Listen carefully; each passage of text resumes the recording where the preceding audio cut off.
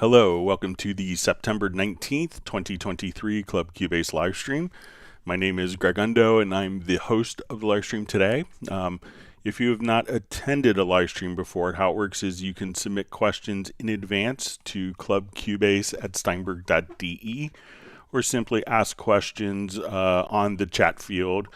And we'll go through those live. When asking questions, if you could specify which version of Cubase you're running, whether it's Cubase LE, AI, Elements, Artist, or Pro, which platform you're running, so if you're running Mac or PC, which version number, so if it's 11 or 12 or 10.5, that information is helpful. We should have an index of all of the topics covered in today's live stream pinned to the top of the comments field several hours after the live stream ends. It will be a little bit delayed. It'll be maybe 3 or 4 hours later than normal today because I was invited to an event at the Recording Industry Association of America in Washington, D.C. tonight. See my friend Clay Ostwald. So it will be just a little bit delayed, but you should see all the topics covered in today's live stream with timestamps. And if you wanted to search for topics that have been covered in previous live streams, you could go to cubaseindex.com. And Jan from Stockholm has been incredibly kind and gracious to create that website that you could search through. So that's a great resource. We also want to thank Jazz Dude and Agent K, who serve as moderators. They're not Steinberg employees. They really just kind of do this out of the goodness of their hearts and make it a better community. So we want to give a special thanks to them for their efforts. And also we want to give a special shout out to Jazz Dude for his work with the Cubase Nation Discord, which is a wonderful source of information for the Steinberg community. So once again, my name is Greg Undo. I work for Yamaha Corporation of America. My duties primarily focus on Steinberg products, and I'm the host today. I'm presenting from just outside of Washington, D.C. area in Alexandria, Virginia. And if you're watching this live, please feel free to introduce yourself and let us know where you're from. One other note, I don't know if I forgot to mention this. But when you ask a question, if we don't see an immediate response to the question, sometimes it could be 20 minutes until I get there, but we'll try to get through each of the questions in chronological order. So.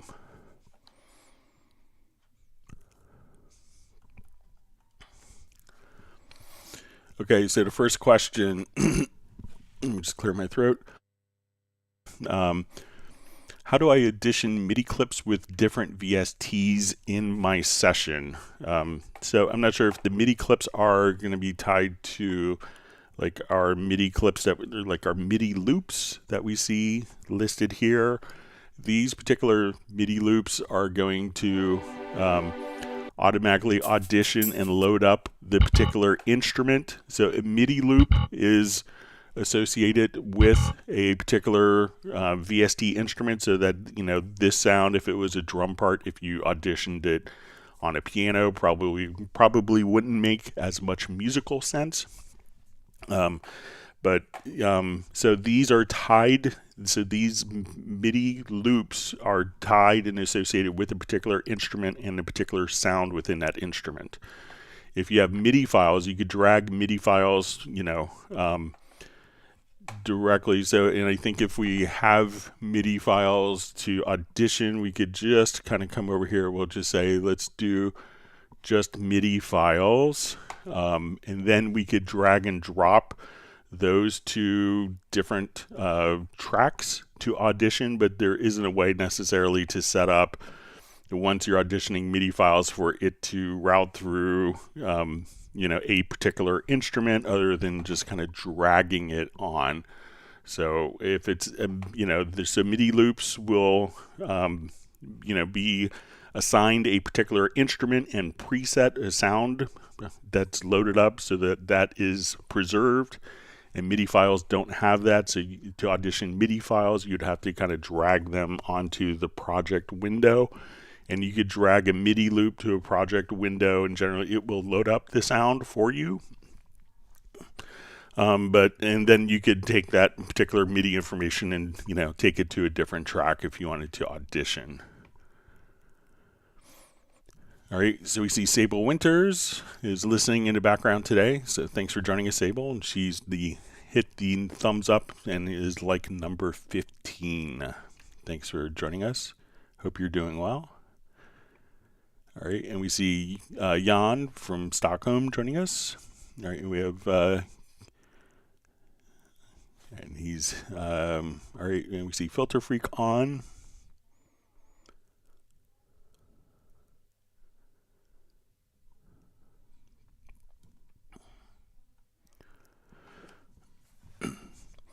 All right, so we see question just says, hi Greg, please, how do you set different quantization on the timeline and inside the MIDI? For example, a quarter on the project timeline and eighth note triplets inside the MIDI editor simultaneously. So I believe that, when we do this particular, when we go to our Quantize setup, so let's say we have quarter notes here, that this Quantize setup is going to, let's see if it's the same. So now if I'm in the MIDI editor, and we'll come to our Quantize setup, I believe that these are going to be linked together. So they're not going to be independent. So that way we could quantize on the project window here. We could quantize on the, we could have the same quantization value for the project window as in the MIDI editor. So we can see that if we switch here and here, that these will be linked together. You could obviously use keyboard shortcuts, but these aren't two separate entities. These are just the same value that's being shown in two different areas. So you could use a keyboard shortcut to switch between different rhythmic values, from quarter to eighth, and, whether you want it to be triplet or you want it to be, dotted values, but there's going to be just a different representation of the same value. All right, so we have Thomas just saying hello to everyone, and we have Rick BM checking in from Brazil. Thanks for joining us. All right, so we see from Filter Freak just says Steinberg support have been fantastic, answered my issue within 24 hours. That's great. Always a pleasure to see Robbie Bowling from Dallas, Texas on the live streams.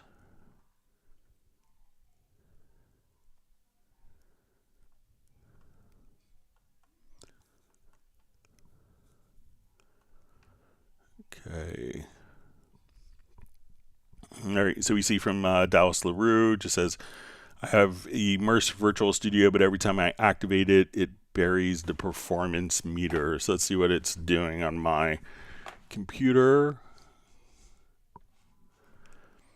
So we'll just come over here. Let's go to my audio performance meter, and I'll activate the Immerse.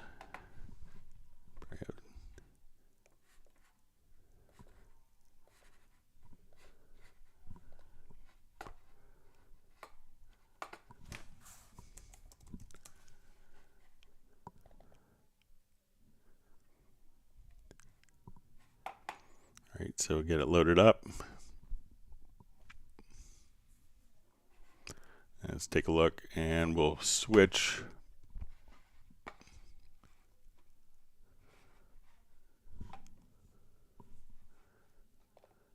So we'll go to Alan Meyerson's room. So you can see that that is.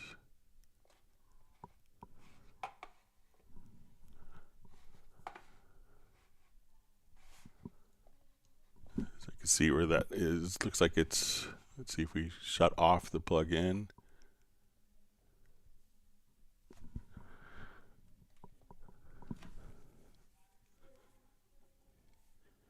All right, and yeah, I'm just to respond to a quick message here.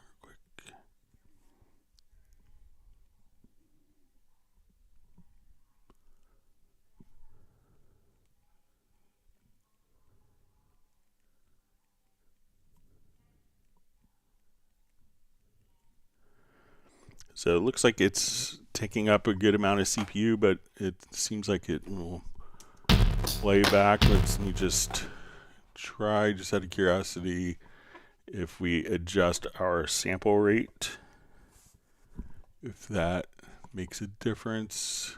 Sometimes some plugins like to run at particular sample rates more than others. So I'm running at 32 samples. So let's say if I do 512,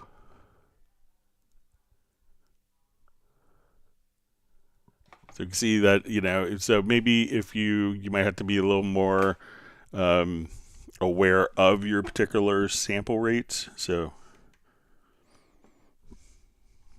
maybe if you could check to see what sample rate is.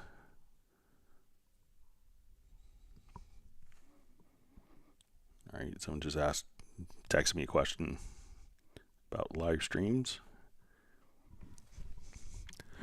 All right, maybe we'll have Gant join us. Yeah, so see, see Dallas LaRue, if you adjust the buffer size, some plugins will be kind of designed to run at particular buffers. All right, so we have the artist known as Love, I believe from New York, if I remember. It says, miss being here live. I hope everyone's doing well. So it's great to see you back. All right, we have Uno Memento checking in from a very dark Finland. All right, so we see you Filter Freak. Oh, Greg, it's time. Can you tell us if tomorrow, the day, so when it's announced, that's when I could talk about future stuff. But until it's announced, I can't really share any information. So, all right, great to see Soren checking in from Sweden. Glad you could join us today.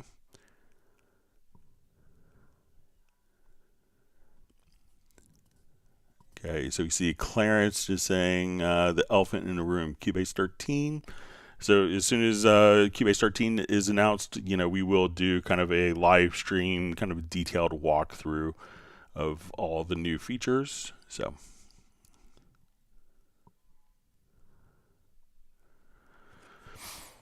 All right, so you see from Watch Addicts 12, Cubase Pro 11, greetings. For a poor person wondering, will there be any upgrade sales on Pro 12 between now and Christmas 2023? So, you know, generally we don't announce promotions in advance. So, you know, I can't really indicate when and what different promotions are coming. So, but if there was a new release that may push back any sales promotions, and if you were looking to get a, you know, if you're looking to upgrade, you know, and, you know, there are rumors that there's a release coming soon, that if you upgrade now from 11 to 12, you would qualify probably for a grace period if it's activated before the upgrade, and that could save you some money that way. But I could only speculate.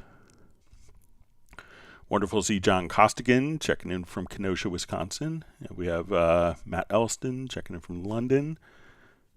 And we have Zephaniah from Detroit. Glad to see you on.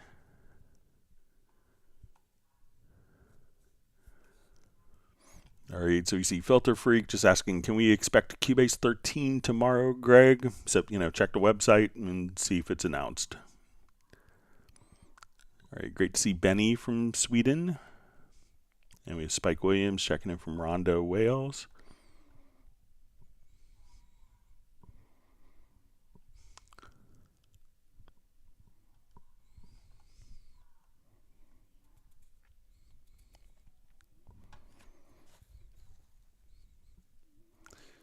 So we see from Slav Sound Studio says, I'm so sorry for Greg now. Cubase 13 won't make your mixes sound better.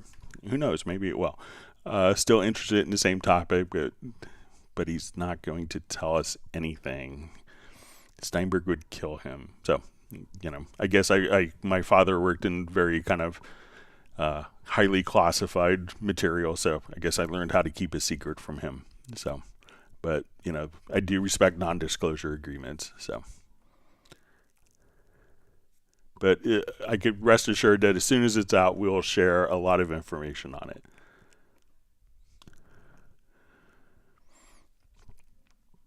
All right, so we see Paul Gruside just says, hi, Greg, thanks for the Word document of topics the other day. Much appreciated. Yeah, so once again, I know I may have to get it to a couple of other people, but if you want a Word document with all of the Club Cubase questions, like 27,000 plus questions, where you can immediately link and search, you could email me at clubcubase.steinberg.de, and I'd be happy to share.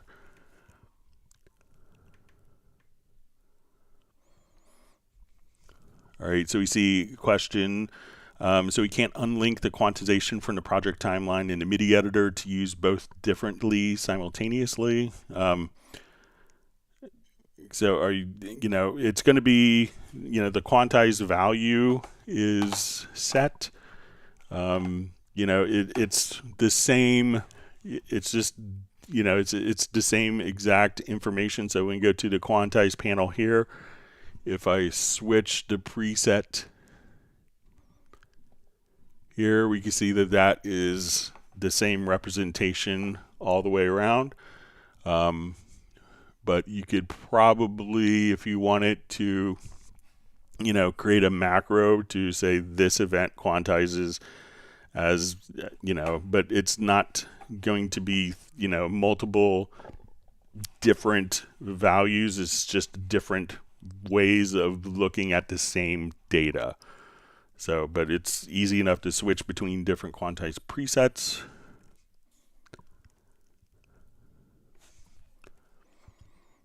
All right, so we have Steve Thompson just saying from Glenville, New York. Thanks for joining us. Great to see Parabot 2 back on the live stream.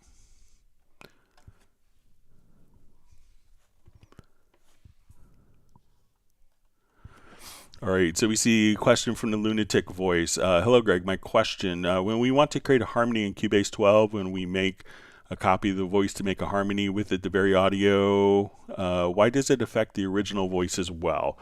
Because basically what you're doing is, let's say if we have a vocal file here,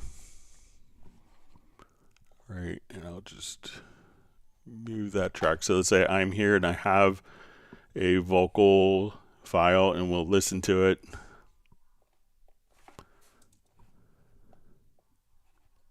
See, my computer wakes up. All right, so. Started losing sight my place. So when I duplicate this event, right, it seems like, okay, I should be able to do this, but these two are the same exact audio file. So if I do a change in Very Audio on this file, it's going to automatically do, because Very Audio is going to be kind of based on the particular files. So as we come over here, so if I just want to change that pitch and we play both files, it'll say, so as we do this, so as we play, it's going to, I'm not sure why it's just, oh, let me just, sorry about that. Let me just take this off. I started losing sight my place. All right, so when we do this, it's going to be, I started losing sight my place. So what you would need to do to treat one differently is to create a different audio file. So if we go to your audio menu and choose bounce selection, I can now come over here, I'll replace, and now when we do a Very Audio, I can say, okay, I just want to take this particular word and we'll drop it down, and this could be just an awful harmony. I started losing sight my place. So if you're, again, once you duplicate the file, it's using the same exact audio file. So try just to come over and take the vocal and bounce and just, do audio to bounce selection, then it's a separate file, then you can make your harmonies like that.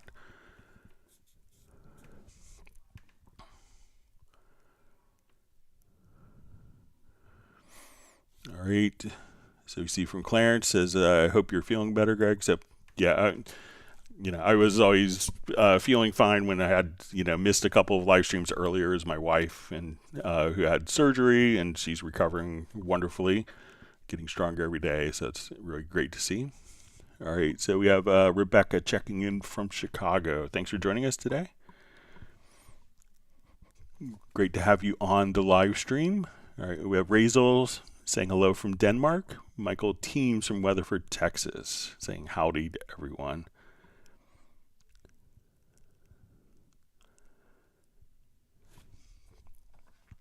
All right.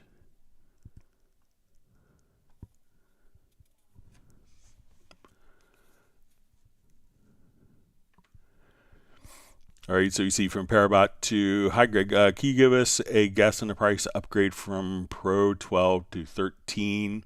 In the past, I think like from 10 to 10.5, 10.5 to 11, 11 to 12, I think was $99, 99 euros. So I'm not sure what exact country you live in. That's kind of what it's been in the past. I don't know what it's going to be for the future. So.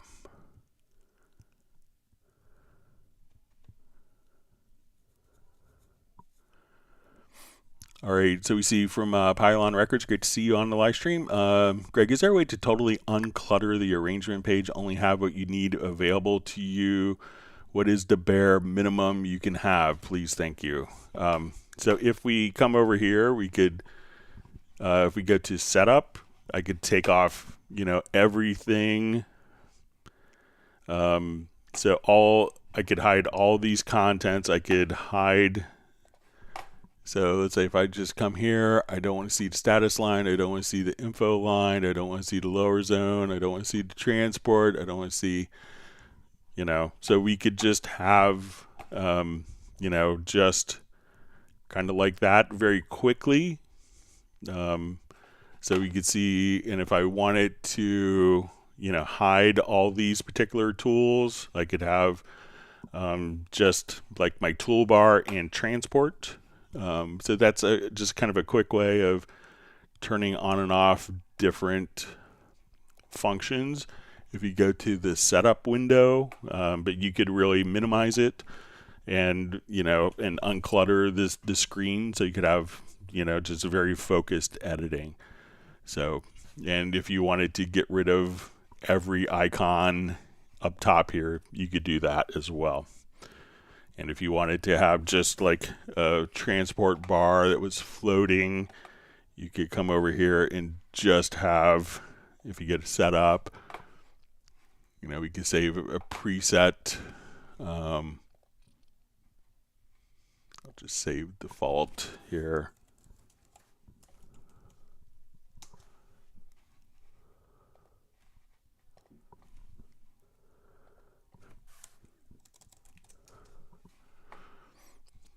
And if I just wanted to have transport controls, so just to kind of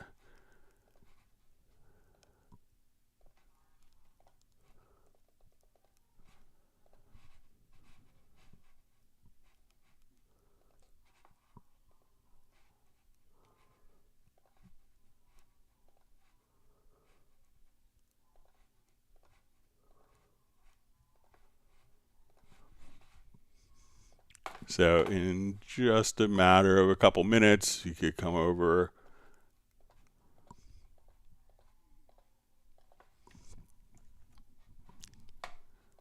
and then if we hit F2, we could just have just this little transport. So, and we could hide all of these as well. So, but that should be pretty uncluttered if that's what you're going for. Let me know if that's helpful.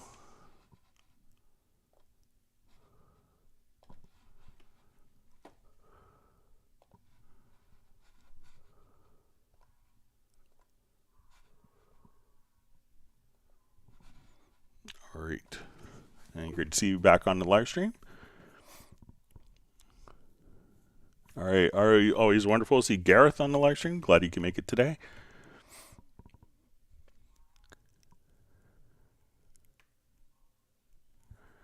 All right, so you see Music Sculpt says, hi Greg, a new redesigned expression maps for Cubase 13 would be awesome. So So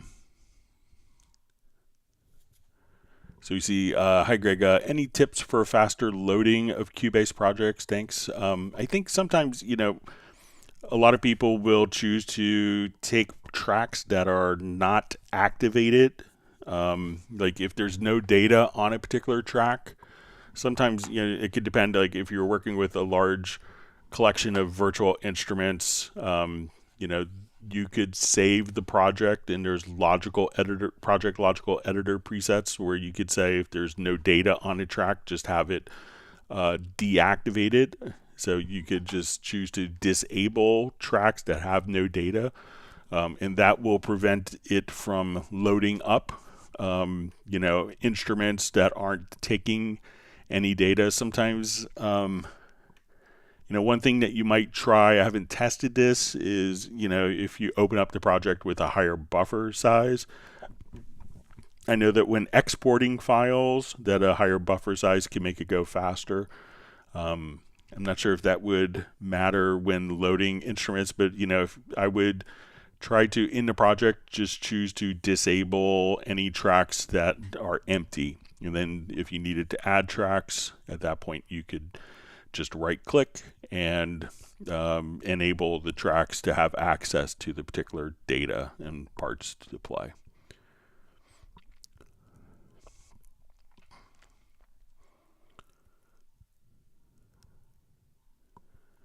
All right, you see Gareth is happy that Sir Michael of Teams Lonia is on. So I thought that was the village that his family came from.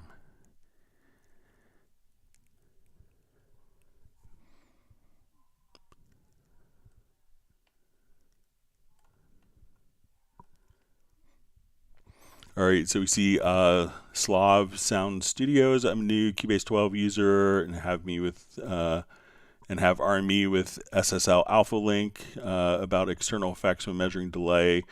Is the loudness of the signal on a console important for accurate measurement? Because I have different results. So, when you do the ping, so the gain structure can matter. Sometimes you may get different results depending, like, let me just, sometimes when you're doing external effects, if it's like a reverb or a delay unit, especially kind of older classic ones, realize that those effects units have their own delays and can cause different external times. I mean, you could always, when we go to incorporate an external effect on a track here, we'll say, let's go over to our external plugins. And let's say we just open one up here. You can send more gain to it and then measure the delay and see if, your send gain, if that makes a difference on. I don't think it would, unless you have like a really weird gain structure setting. I don't think that would change the delay for the actual, calculations for the offsets and the delay compensation. But if it was going through a compressor and maybe it wasn't getting enough input from the converter, or it's line level, it's expecting line level and not seeing it, something like that can make a difference as well. But generally, I would say, if you have an SSL Alpha Link and an RME, that you probably understand gain structure. But realize that depending on the buffer size, if you change the buffer size, that may change the delay compensation as well. So, okay, so we see a question. A friend of mine is upgrading his Pro Tools version any day now. Do you offer cross-grade discounts? We work together separately. Having the same DAW would be nice. So, yeah, generally there are cross-grades. We'll see if there's going on. So we'll just go to the Steinberg site here.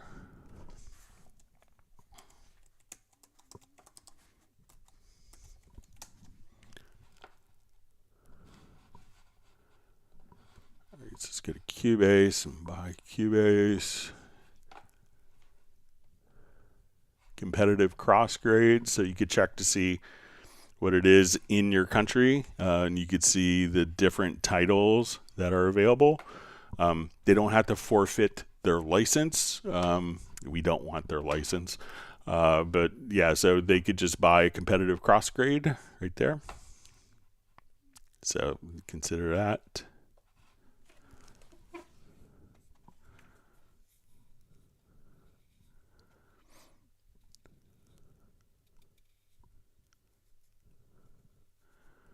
And we just see that he has the old student version, not the current subscription model, I believe.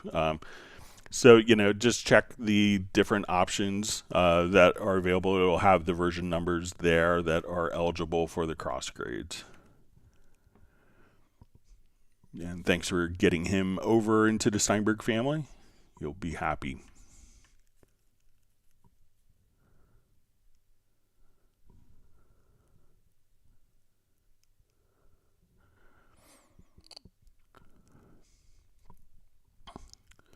All right, so we see Michael Teams has granted Gareth 1 gallon of rum raisin ice cream for him and Lola.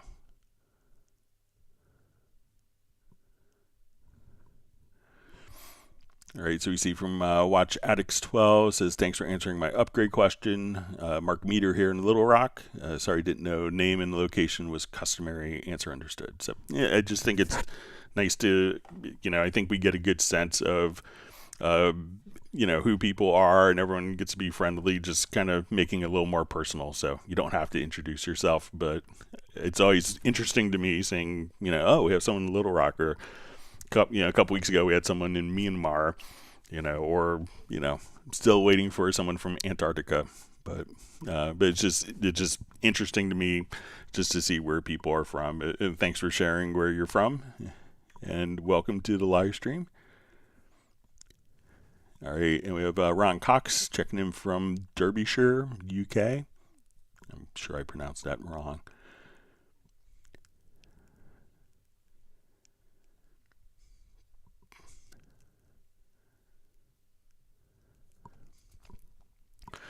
All right, so it says, we see a question. Hi, Greg, can you help? I've been using Cubase for years, and lately Cubase 12 isn't remembering my audio output settings. Okay, so what I would do is, if you go to your audio connections, sometimes when this usually kind of pops up is when, perhaps Cubase was started with an audio interface that it is expected to see that was there last time that isn't there.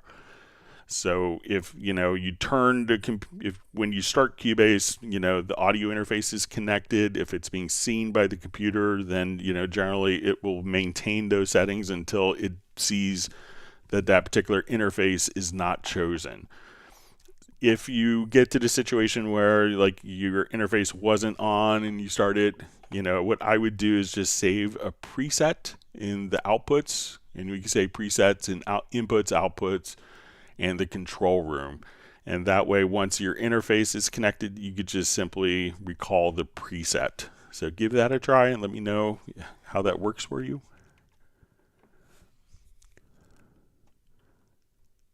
All right, always wonderful to see Nick on the live stream.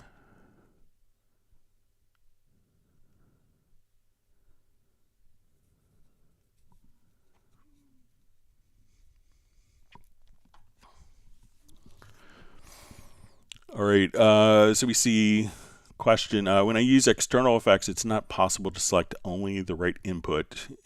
In external setup, I cannot define a stereo external effect and also 2 mono effects at the same time. Any help around this?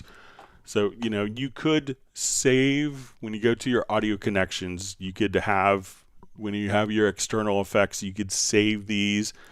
Once you have this set up, you could right click and add to favorites and then recall favorites. But let's say if we have our external effects here, let's see if I have, so let's say we have a stereo compressor. Okay, so I want to use this as my external effect here.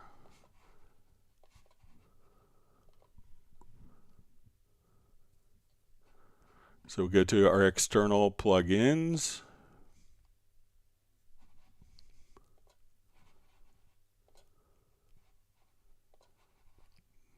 All right, and we'll say our stereo compressor.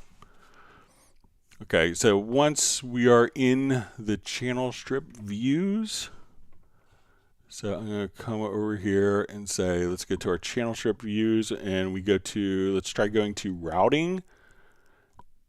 At this point, I could choose for this just to be a mono source. And so let's say, okay, I want it to be mono, and then we could double click to open up the routing editor.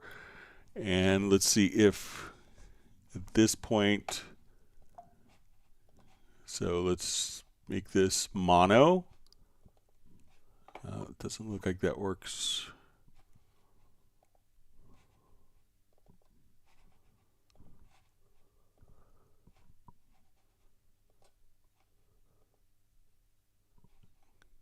Yeah, so it doesn't look like it works there. So try saving the same settings. So try to come over here, and when you go to your external effects, add it as stereo. So you could say, okay, my stereo compressor, and then you can say left stereo compressor, right stereo compressor, and then even though that they are set for the same inputs, then you could just recall your favorites. So we come over here, let's add to your favorites. So when we come over, you could just say, okay, here's my stereo compressor, and I want to take the same, I want to take the left channel, the right channel, and that way you could use kind of the same inputs and outputs in different configurations. So try right-clicking and saving as favorites, and then just adding the favorites in as needed when you want to run stereo or when you want to run two mono channels through the external processing. Michael Teams wants people to whack the like button. All right. So Michael Teams has granted my family, myself, 1 gallon of butter pecan ice cream. Sounds lovely. Thank you so much. Always appreciate it. All right. So we see a comment from Pylon Records about minimizing. Says very helpful. Thank you.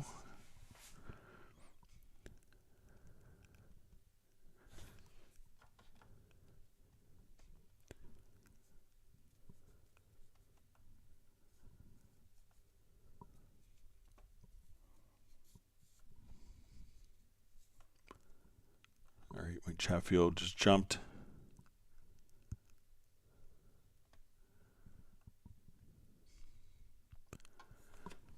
All right, question from Ritesh Gandhi.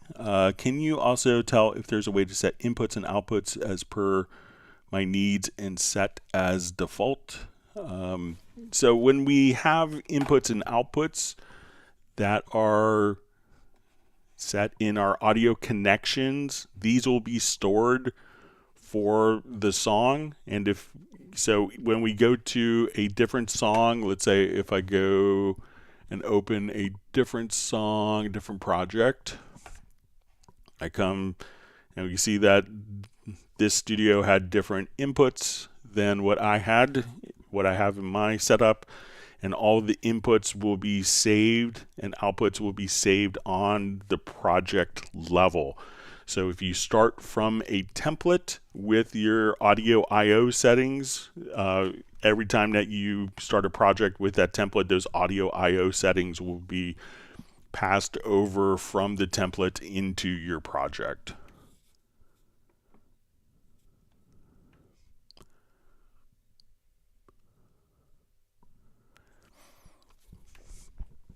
All right, Rodrigo Spacecraft asks, is there a way to get a LUFS reading for an entire track faster than resetting the loudness meter and playing it in real time?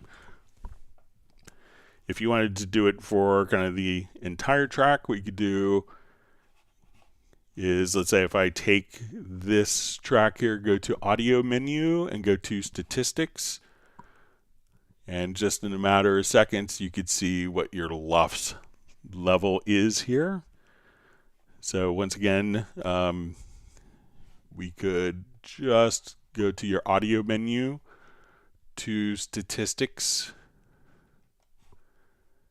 and whatever file is selected, so that could be the mixdown file, you could see the statistics of that particular audio file, including your loudness unit full scale. So let me know if that's helpful.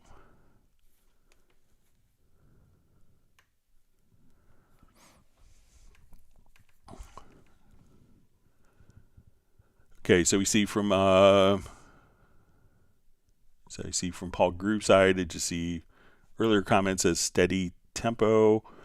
So I'm not sure if that's a question or maybe something from maybe a fragment from a different topic or other question that didn't make it in.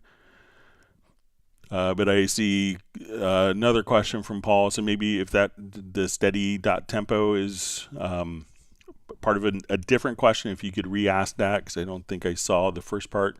And it could be maybe it was over the 200 character limit, which I realize can be annoying, but it's what YouTube has.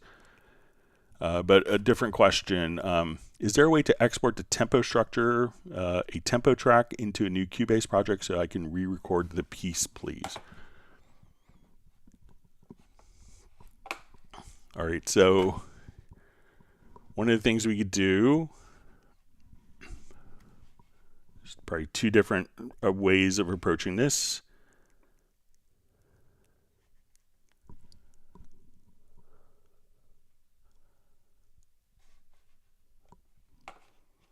All right, so let's say we have our tempo track here in this project. So we'll have an active varying tempo track. So one of the things you could do is come over here. We could export the tempo track and import the tempo track independently of the project. So just, again, we could export the tempo track. Now, another thing that you could do is when we go to a new project, we could go to the import menu and say tracks from project.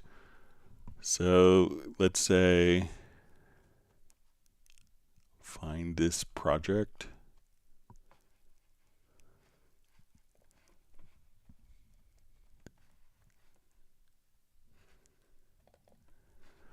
And then I could choose just to import the tempo track.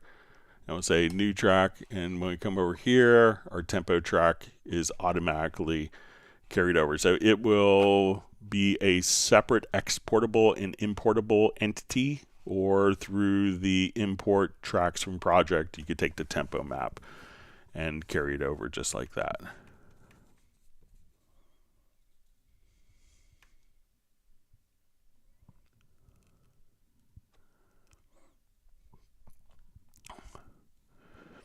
All right, so you see from Ritesh Gandhi says, I have an SSL UV EQ 500. Can you please show how to set that up in Cubase? So if it's a hardware unit, I'm not sure if it's hardware or software, but if it's hardware, what we would do is go to your audio connections under your studio menu. And as we were showing before, let's get to external effects. We'll say, let's add an external effect. So we'll say SSL UV EQ 500, assuming maybe it's kind of a lunchbox unit. All right, and at this point, we want to tell it which audio input. We want to basically connect that unit to our audio interface. So we'll say, okay, this is going to be going into this, and we want it to go into these inputs and outputs. And then as we add an audio track, we would just, if we wanted to utilize it as an insert, we could then come over to our external plugins and we'll see our SSL. And at this point, we will measure the delay, and that will compensate for any of the timing latencies of going out through your audio interface into the hardware, out of the hardware, back into the audio interface. And then it will be processed just like that.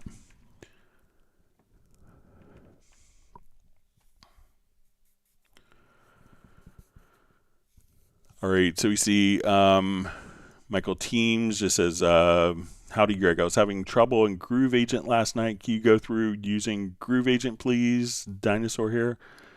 So, it could be, I could probably do a 2-hour live stream just on Groove Agent, but if we'll show just a couple of aspects of it, so what makes kind of Groove Agent unique. So let's come over.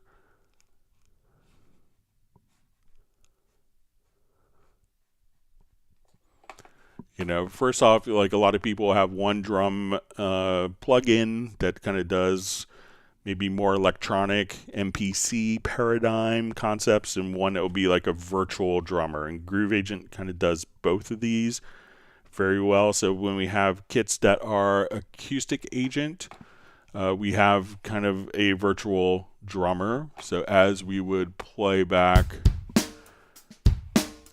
we could have patterns. So we could right click and load the kit with patterns, and this will follow whatever tempo you have. So if I go to 112,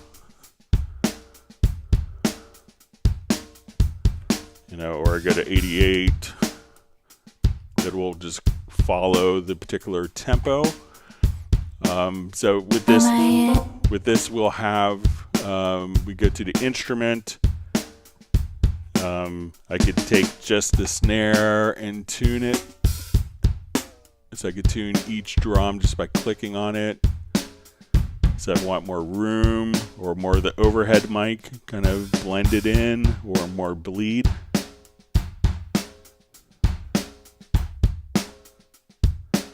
So each source that we click on, we can edit. And with the Acoustic Agent, we'll have patterns. And the Acoustic Agent patterns, we have like an intro. And we could trigger these patterns by just hitting these particular MIDI notes. And so we have intros, our main pattern pads, endings. We could also have fills.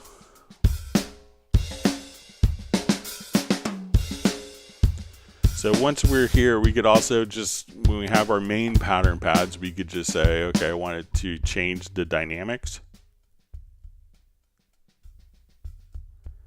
And I want it to be like more rhythmically active.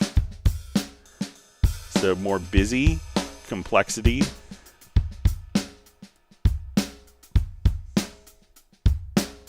So if I want it to be like really hard, very complex and soft. Versus loud and simple, loud and complex. So we could just vary that. Now we'll have some different functions. So if we say, okay, I want like every 4 bars, every 2 bars do a drum fill, every 4 bars do a drum fill, it'll randomly play. We'll just kind of throw in a drum fill every, and we could also say, okay, every 1 bar, go 1 or 2 levels of complexity, so it's not playing the same pattern over and over again. Then when we go to the mixer, we could break apart, your kick from snare, hi-hat, toms, and we have all this different processing going on. These patterns can be dragged right into the project window from the pads. So that's a quick overview of, the Acoustic Agent. Another way of doing this, if you want to do more of a drum machine concept, is as we double click, we could come over to Beat Agent, and this would be very much kind of like MPC, where we could drag and drop samples directly in. If I wanted to tune pads, I could come over here and say, okay, I want that to be really high pitch or really low. We could also adjust those.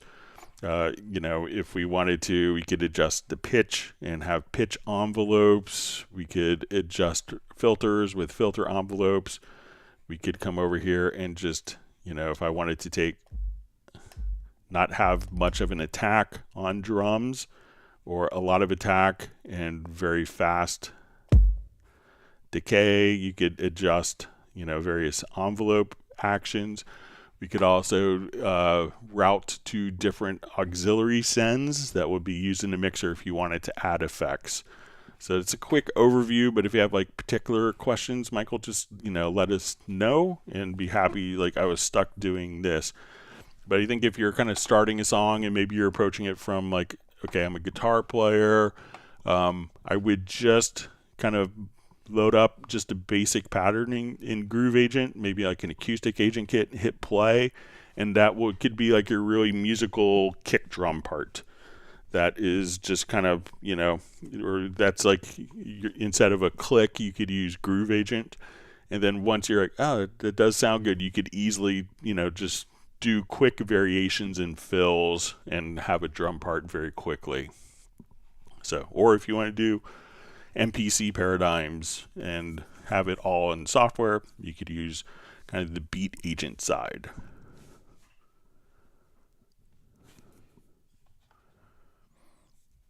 All right.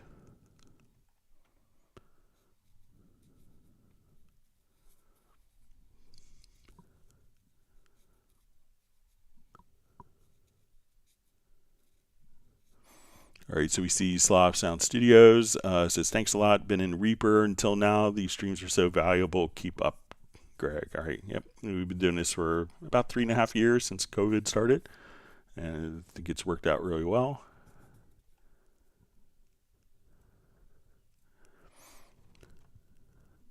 All right, so we have Claudius checking in from the Magdalene Islands. I'll have to look up where that's at. Thanks for joining us. All right, and we have Arve Furset checking in from Oslo. Thanks for being online and being on the live stream today. All right, and Gareth is checking in from Admonson Sound. So I think that's in Antarctica, so I'll have to refresh my geography. But thanks, Gareth, and glad you can make it today. It's wonderful to see you on.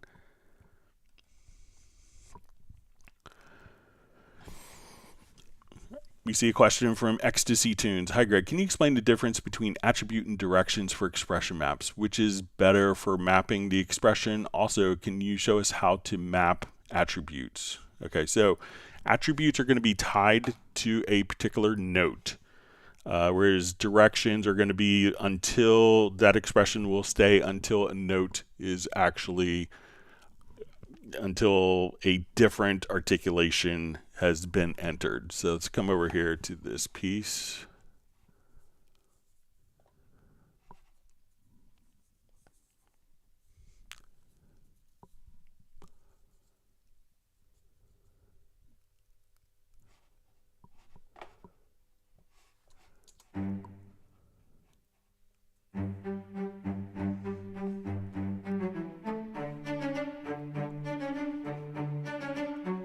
All right, so let's come over and we'll go to our expression map, and I'm just going to import key switches. All right, so we have our key switches here.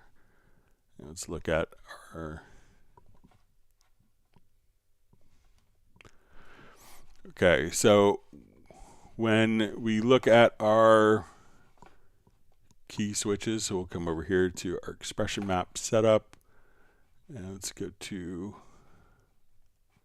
Chelly. Okay, so when we want to do this, we could see that these are going to be direction. So when we do these particular arcs, so I will just kind of draw in, let's say, staccato.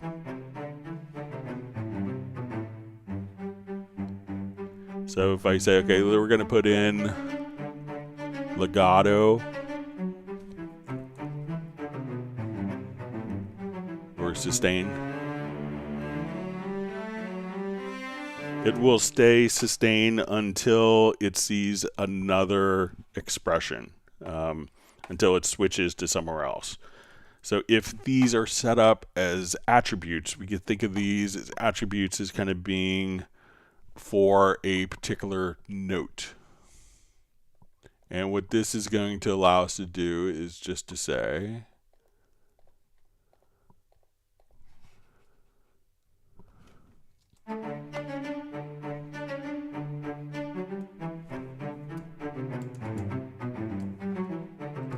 so let's say, okay, I'm going to select these. And then we could just draw. Let me see if I have it. My expressions. We have to enable it.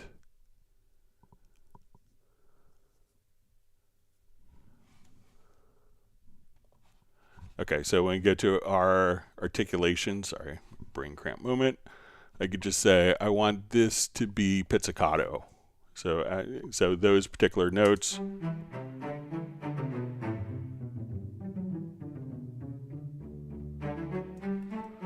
And I want these notes to be, and we go to articulations, we'll say staccato.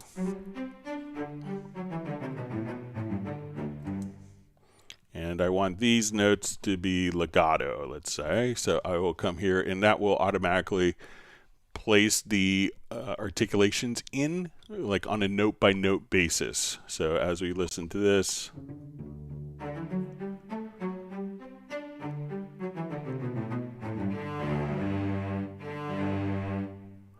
so again, so an attribute is tied to a particular note, and a direction will maintain that articulation until another articulation is set.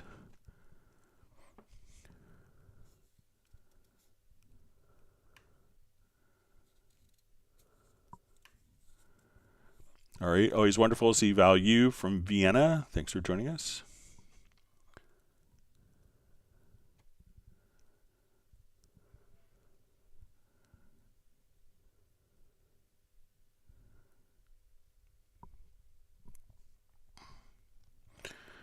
All right, so we see from Ecstasy Tunes. Hi, Greg. How do we add reverbs and delays for mixing in Atmos? Okay.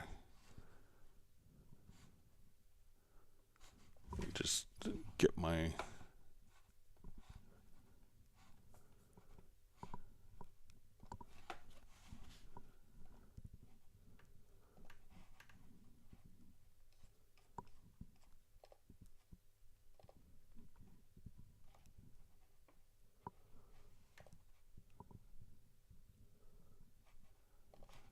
We will just get a project going here.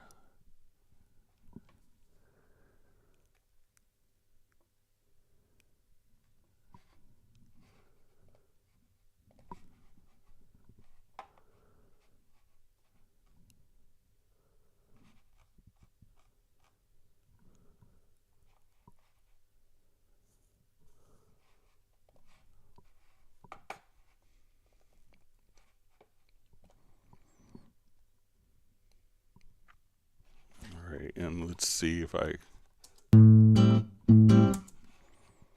Okay, so I have this set up.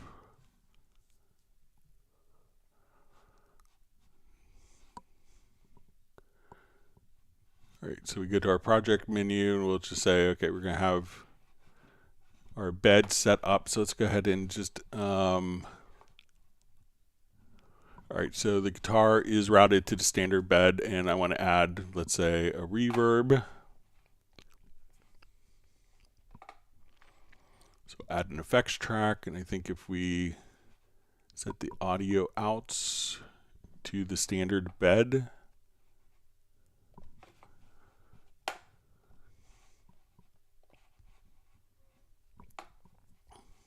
and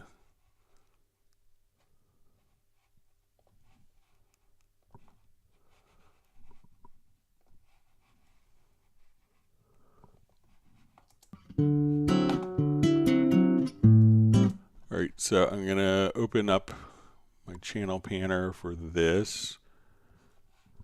And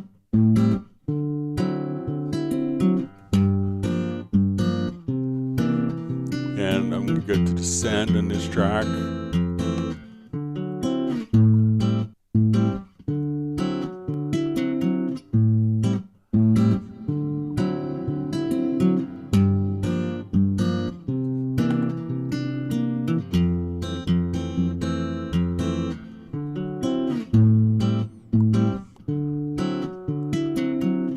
So if you have headphones on, you may have the guitar kind of spinning around.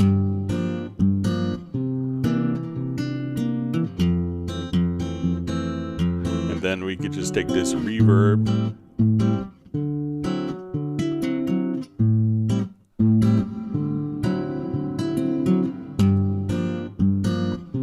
So give that a try. So make sure that it's kind of routed to the same bed. And I think that it'll kind of work as expected for you.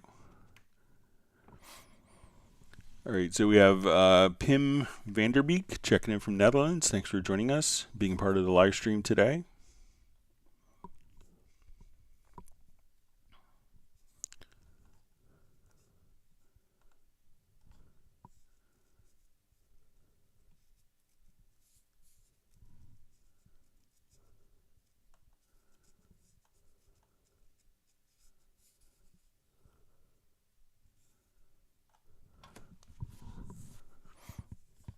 All right, sorry, my chat field jumped.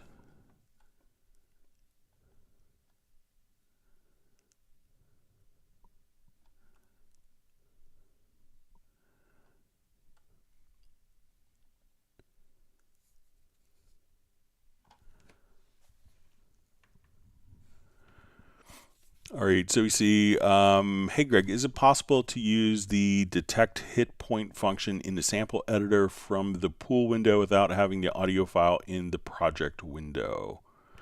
Okay, so let's take a look. So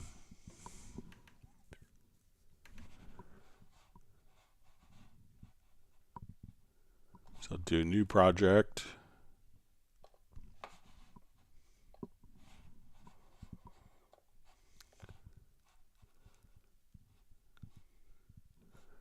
Let's get to our pool window.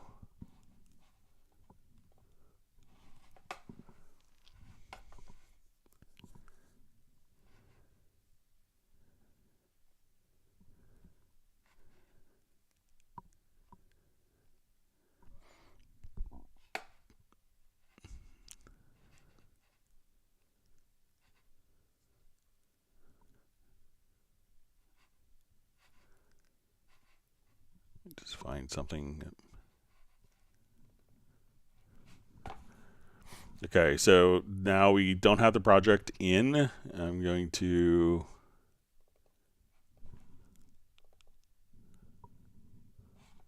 go to our sample editor and detect the hit points. Let's see if we could do this.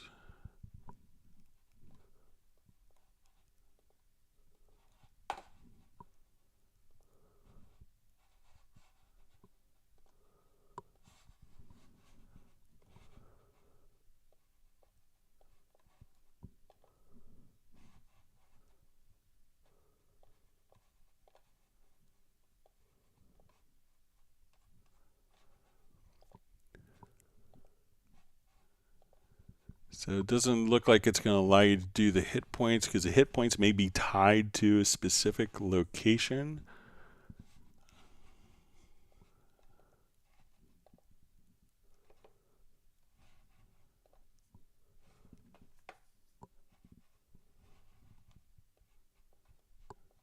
It doesn't allow us to do that. But if we drag it into the project,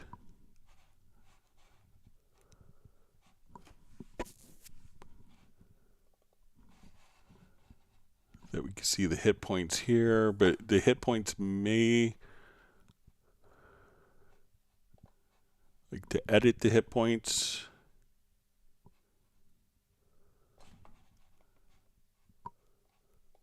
so say I don't have it in there, we get to our pool window.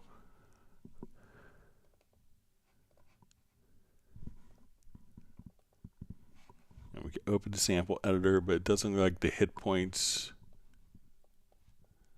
are adjustable from this point. But if we recorded something, yes, it doesn't look like it could be done, but let's just see. Like if we go to audio warp, I mean, some of the functions are going to be tied directly to the timing of the events, but I wouldn't think that hit points, but it looks like it might need to be imported into the project. But let me know if there's a specific reason you needed to do the hit points outside of a project.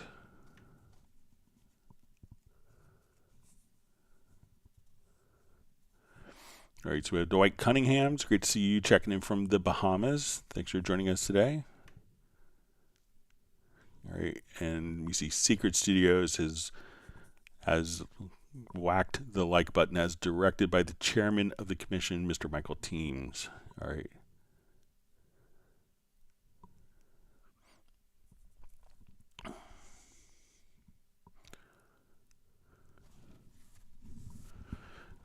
Okay, so we see, does Cubase have something like auto zoom when opening the MIDI editor? So we'll come over. So say we go to our Bach Dynamics piece. So when we go to, a lot of times, so when we go to the editor, this button here will be linked based on the zoom factor of what the project is, so that the MIDI editor in the lower zone will be synchronized with this. So now if I zoom in on one, that both will be synced up just like that. So if that is turned on, if it's when we go into kind of the key editor, it will kind of maintain kind of the same settings, and there's a number of, if we go here to like your zoom functions, I think if we click here,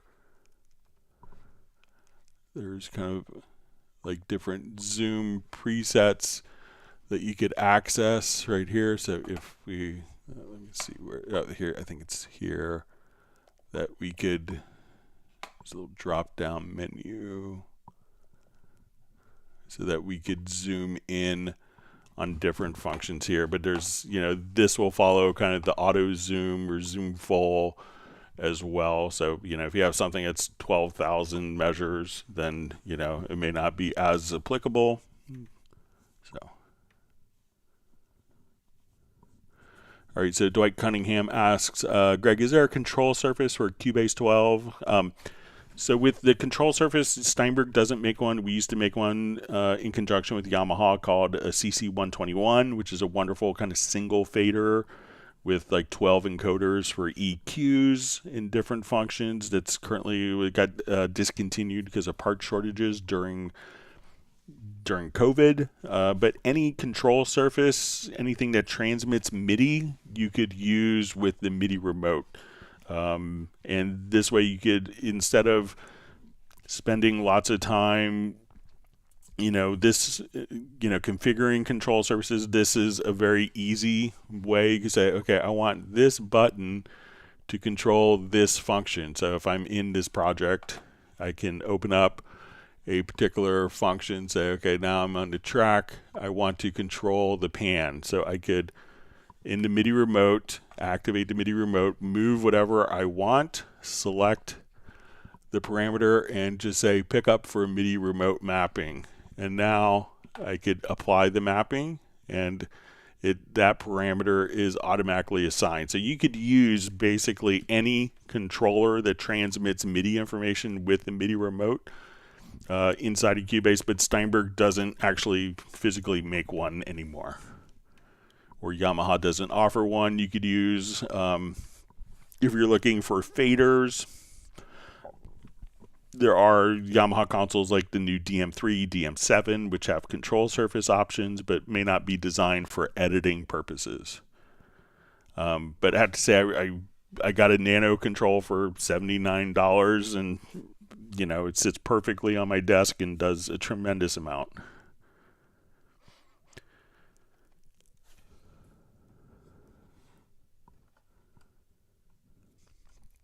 So we see Paul Grooveside just says, I think my question hasn't posted properly. Try again. So it could be sometimes when utilizing, the text, make sure that you don't go over 200 characters. But yeah, keep trying.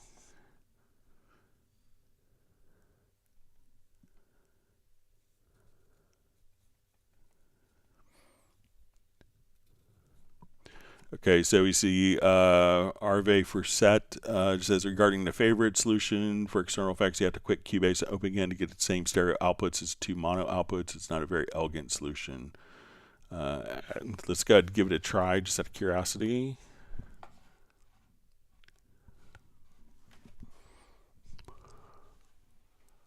Okay, so go to my audio connections, get to external effects, and I will just go ahead and remove. We'll start from scratch.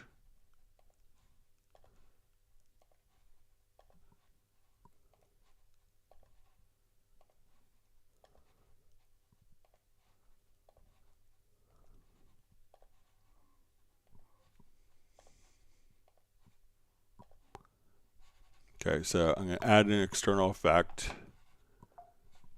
And let's just get to my favorites here. All right, so to add an external effect, we'll say stereo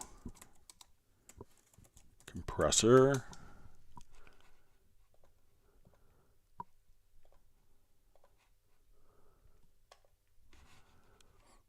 Okay, and I want to add to favorites. Okay.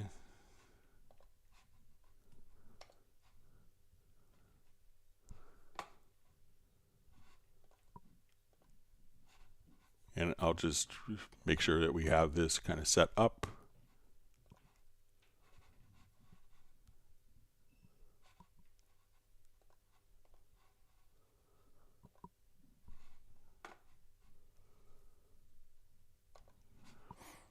Okay, so let's add an external effect and we'll make it mono.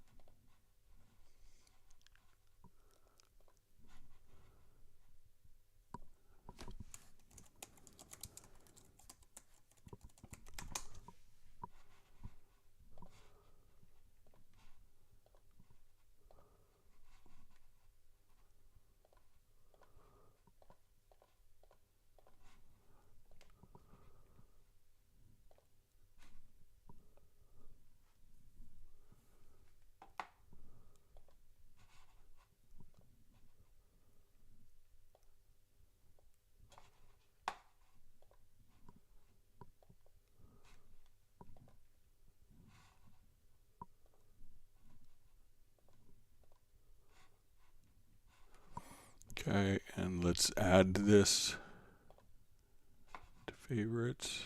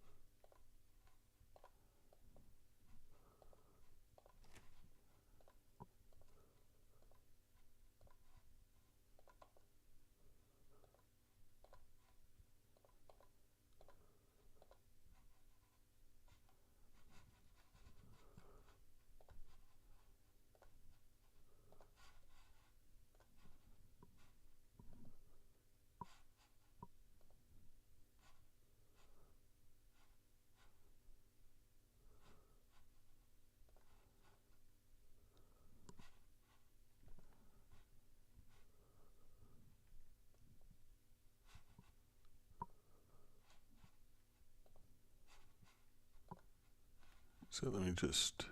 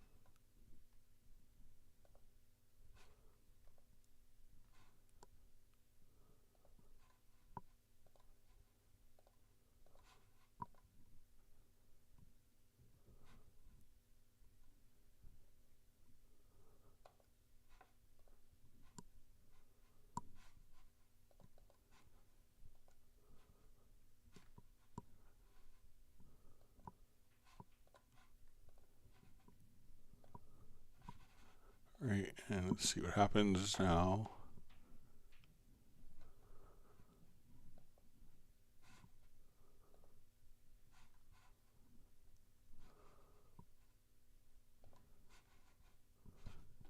I don't really have enough inputs and outputs in my current audio interface.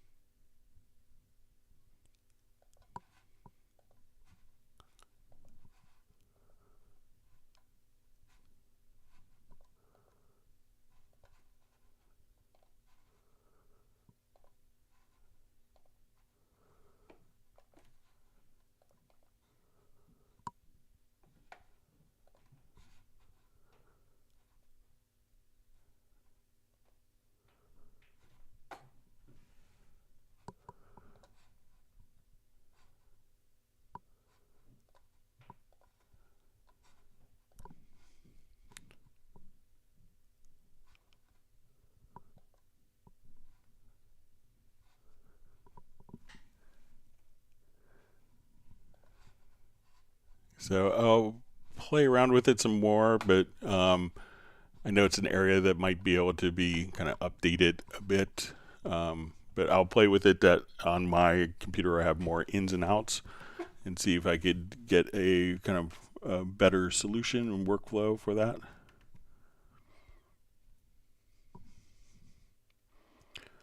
So you see Secret Studios just says, so the template is the top of the chain to direct which audio interface will be used for a project when beginning a project. So yeah, the audio interface and the inputs and outputs are defined within the template that could be carried over to different projects.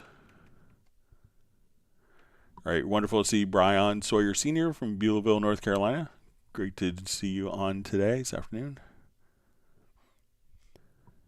All right, so we see Nick has to pop out, but he whacked the like button and suggested everyone do that as well.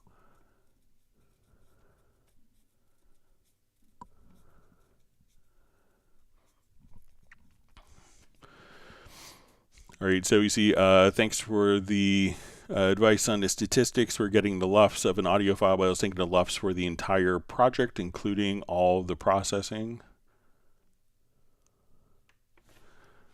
All right, so one thing that you could do with that, if you want to see what it is for the entire project, I mean, what a lot of people will do is come over and just do a quick,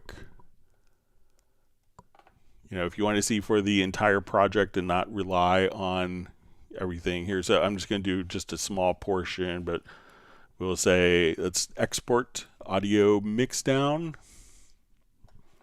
And I'll just do a stereo mix, and I'm going to create an audio track. And we'll export our audio mix here.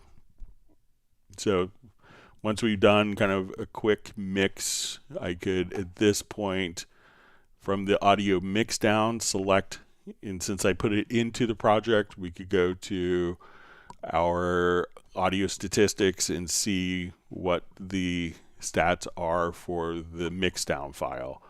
So any file that you've used for mixdown as well, you could just do the audio stats and do it that way. Otherwise, if you want to do it in real time, you're going to have to use the LUFS meter, but that's both are kind of good strategies.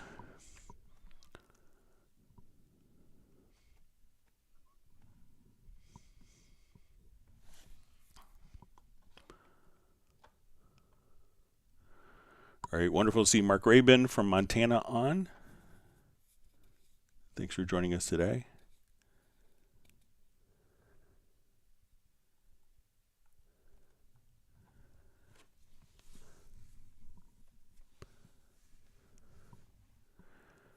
All right, so you see a question. Could you teach me how to routing an audio signal as a series signal? So I guess series would be, parallel would be kind of like aux sends, but I guess if we come over and say, let's add, we'll do just one track here. So let's take just our bass part here. Let me just get rid of all that. So I guess by series, if you wanted to take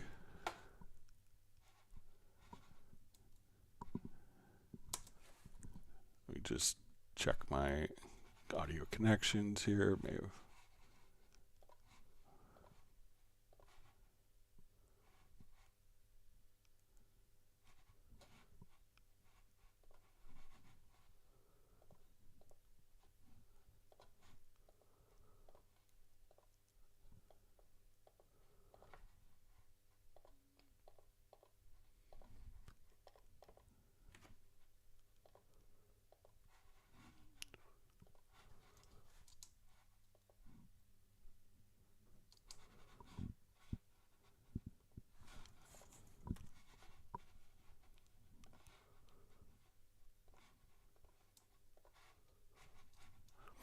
Okay, so sorry about that. All right, so if we send this to like a group channel,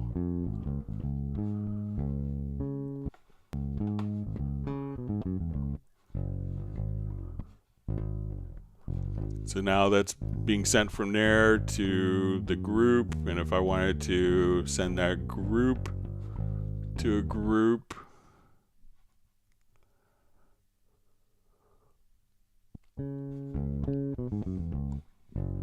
and that group to a group, so this is going kind of, I'm not an electrician, so that as we play now that this is going to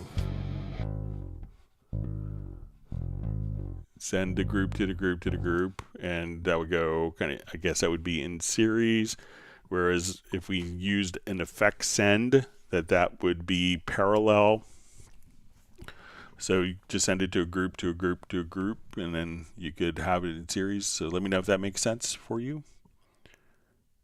All right.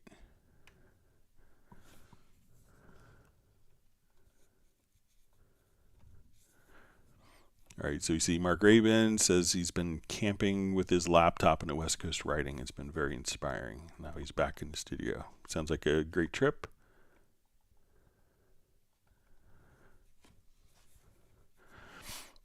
All right, so we see, can I map more than one controller with MIDI remote and have both mappings active at the same time? Certainly, you could have, 6 or 7 or however many different devices you want in your MIDI remote. So let's say if I add I'll just connect my Quantize controller here really quick. So let's go to the MIDI remote. I could have not only I got my Quantize controller, I could have my Korg Nano Control. So whatever MIDI devices are set up for remote, you can have those all be working simultaneously together, so you could build kind of a modular approach as you need it.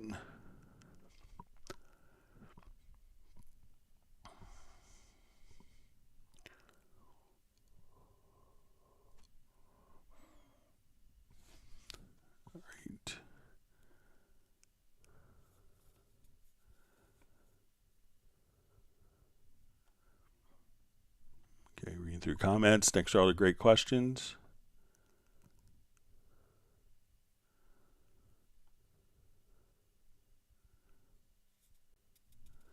All right, so we see Gareth is signing off. He has to prepare for his flight back to Spain. Have a safe flight, Gareth, and thanks for joining us.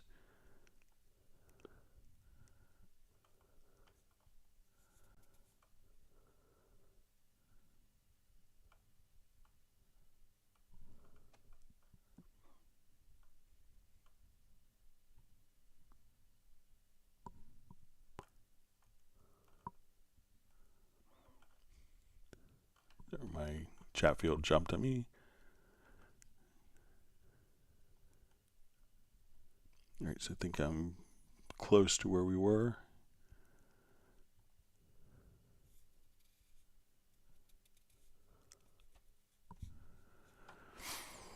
Okay, so you see from Rodrigo Spacecraft, I've been using Media Bay attributes on plugin presets, but how do I save an update to a preset without losing the attributes I previously put on the preset?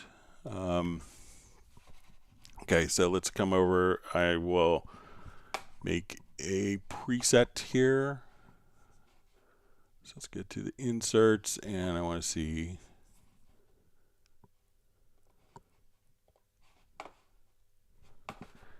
Okay, so we'll call this, I'll save a preset.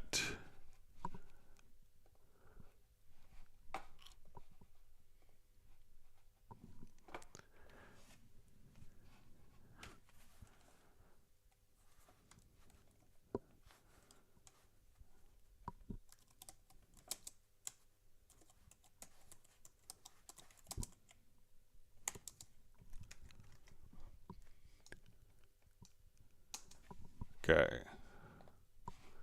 So there's my user created preset. So let's go to Media Bay. I'm looking for user content, and we'll say VST3 presets, and here's our preset. Okay, so using Media Bay attributes on plugin presets, but how do I save an update to the preset without losing the attributes I previously put on the preset? So I think, so let's say I come here and I want to put category, we'll say bass, and I want it to be electric bass, and our style, we'll say character. So we'll say style, this will be for rock. We'll say alternative rock, character, cold. All right, so now when I come over here, we can see, and as we'll select our different presets, that all of those are there. But let's say if I wanted to add new or just change, so let's say the rating, I wanted to give it 5 stars because I think I'm really good, and I wanted to give it a family name, so we'll say 90s chart. Okay, so now I'll go back to a different one, and we go back that all of those attributes are still preserved, and all of the attributes that I'd written in on that particular preset didn't change, but they just kind of were added. And if we want to add different paths or different attributes, we could click on the settings symbol and then just click on plus to add, but there's a lot of different attributes for different musical scenarios and metadata already there. So let me know if that makes sense. It just seems like I just added to the particular metadata that was already on there. So if I close the settings, so we can see the 90s chart, the 5 stars that I added afterward, and that didn't affect any of these. So let me know if that's helpful.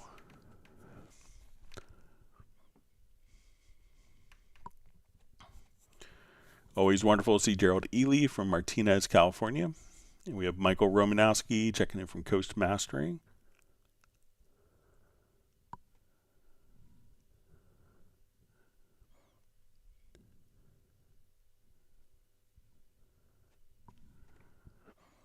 All right, so we see Jovanovic 3D from Slovenia says, I'm happy to report that he fixed his Nuendo problem being too quiet. Unfortunately, now it's too loud for his neighbors. Maybe Michael Teams could grant you some ice cream to give to your neighbors.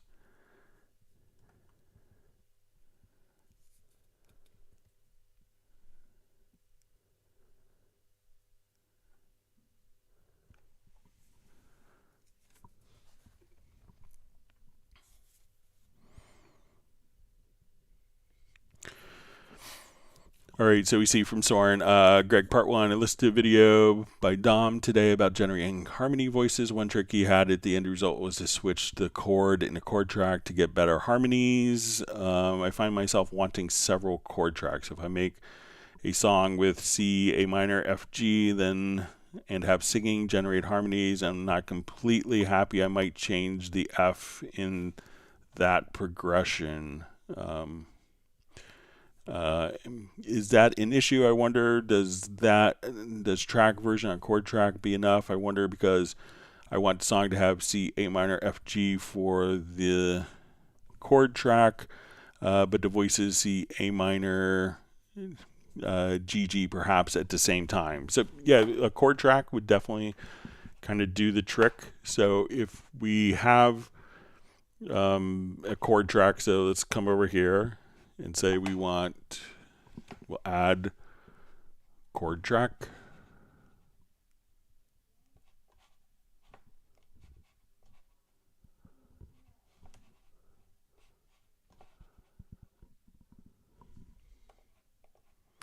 All right, so let's say we want to have C, A minor, F, G. All right, so we have our chord progression here. So what you could do if you want to try just different variations is just duplicate the version and say, okay, maybe I want this to be a different chord. So say, okay, I want an F7th chord. And you could still have your chord track kind of laid out for you here. Do the harmony generation with this variation. And then when you go back, once the harmonies have been created, you could just go back to a simpler chord track and a simpler version for the chord track. But you could experiment very easily, duplicating the version, adding some different variations to that as well.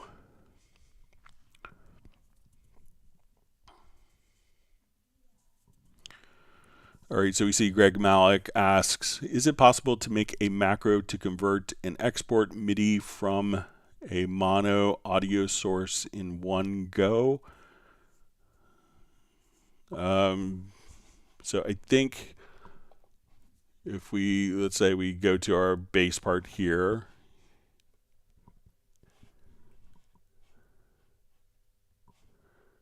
So it could depend on a couple of conditions. One, if the analysis has been done already, let's say, because we need to do that in Very Audio. So I'm going to just come over here and let's take a look. Let's get to our key commands.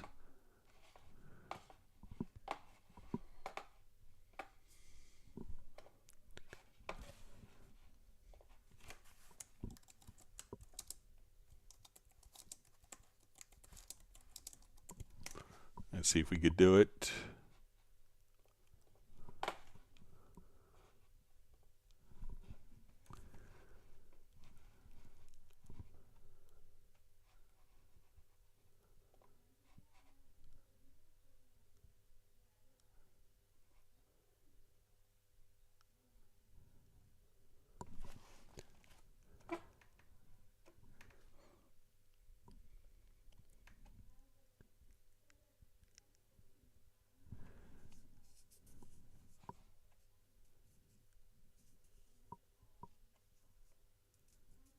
So sometimes the macros,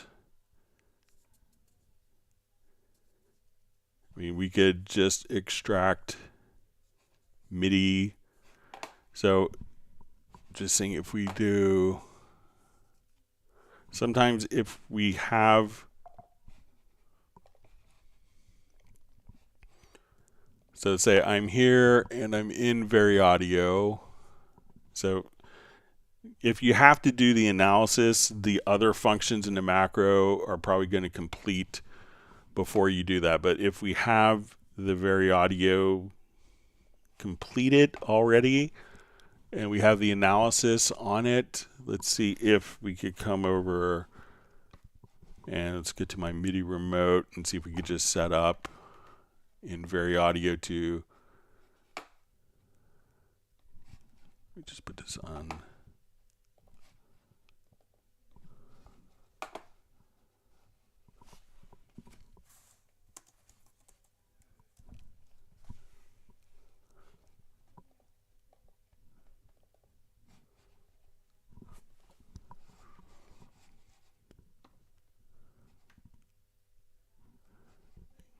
Yeah, so it would,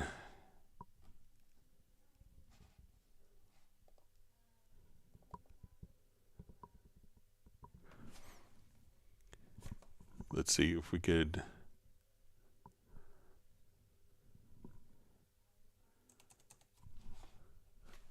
come over.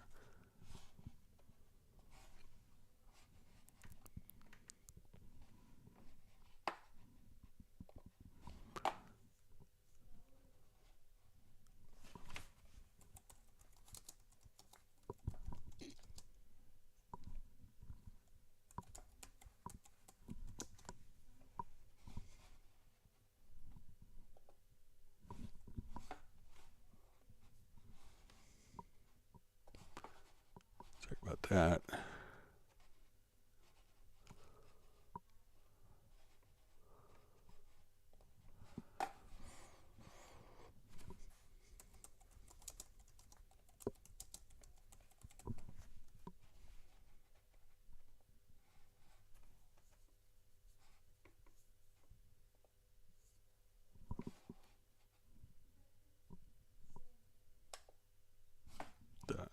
Sorry, same mistake.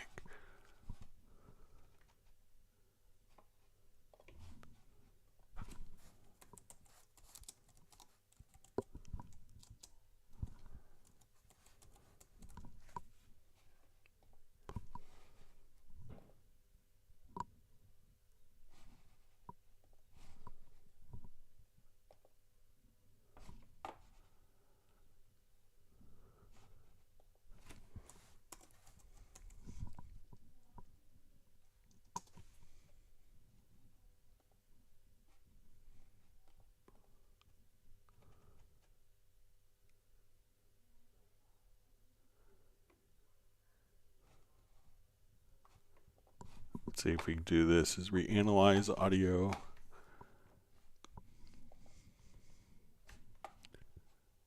I don't think this will work, but we'll give it a try.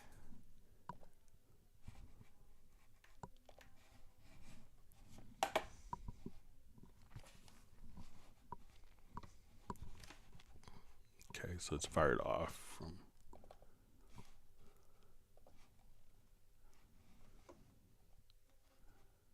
Just fire the macro off from my MIDI remote.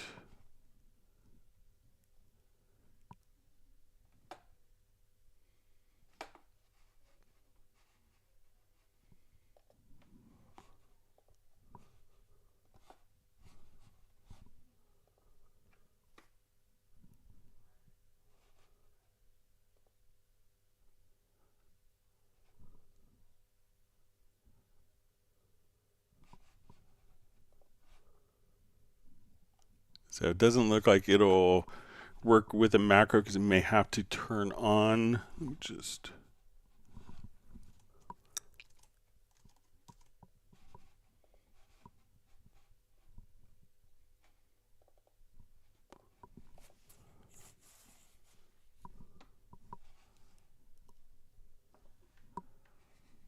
right.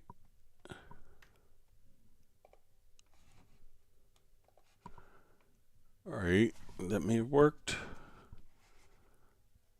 All right, so let me just take this part of the audio and we'll run that macro again. And hit OK. All right, so it looks like it will work. Ooh. All right, so again, to do this, go to your macros. We'll go under your key editors, go to key commands.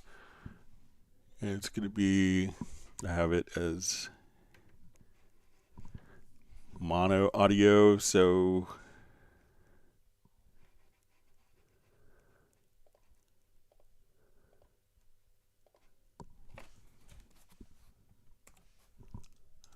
just editors, open sample editor, reanalyze audio, and then sample editor under vary audio, extract MIDI. So give that a shot, and then you can fire it off with a remote control from the MIDI remote, just like I did, or keyboard shortcut.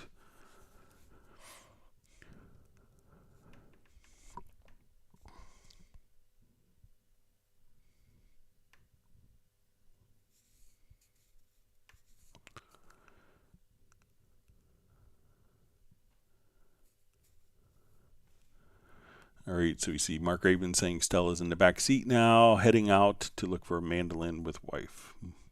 Mobile presently. And thank you, teams, for the delicious virtual flavors. All right.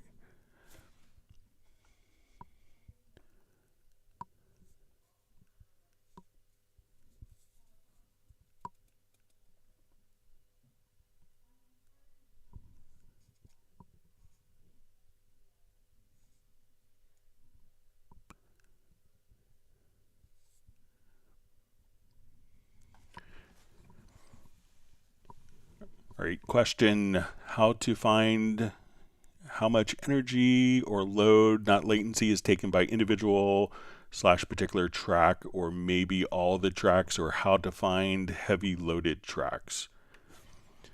So one way, there isn't necessarily a way to look at the audio performance on a track by track basis, and depending on what materials are on the track, if a virtual instrument is playing one voice versus 16 voices at a time, then if it's playing one voice at this moment and then playing stacked chords at another moment, it will vary quite a bit. So probably the easiest way to get a sense of which tracks are consuming a lot of CPU, and you probably have a good sense of what it is just by opening up the performance meter, the audio performance meter, and we do that by hitting F12,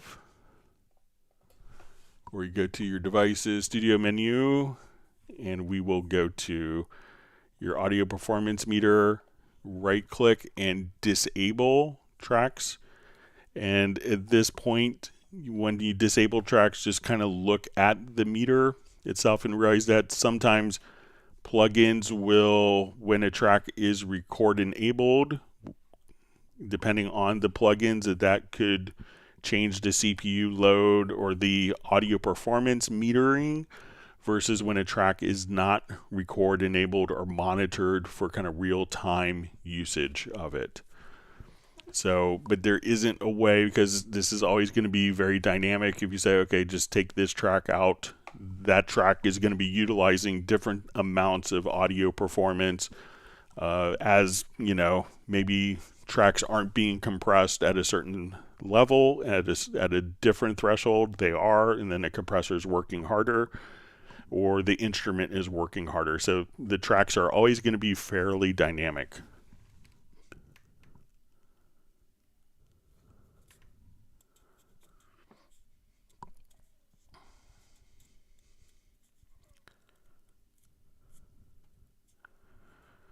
All right, so we see Jovanovic 3D just asking any info on Cubase 13 or Nuendo 13 update pricing, same or new price. So when it's announced officially, we'll have all the update pricing then. So nothing's been announced. Cubase 13 isn't even announced yet.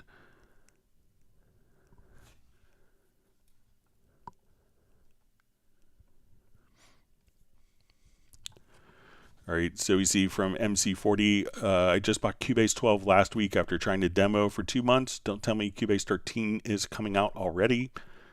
When new versions are released, there's generally a 30-day window of a grace period. So if you activated the license within the last 30 days of release of a new version, you will get a grace period update to the new version. So depending on when it comes out. But, Cubase 12, I think, was released in March of 2022. So, right. Wonderful to see Graham Witcher on the live stream from Royal Wooten Bassett.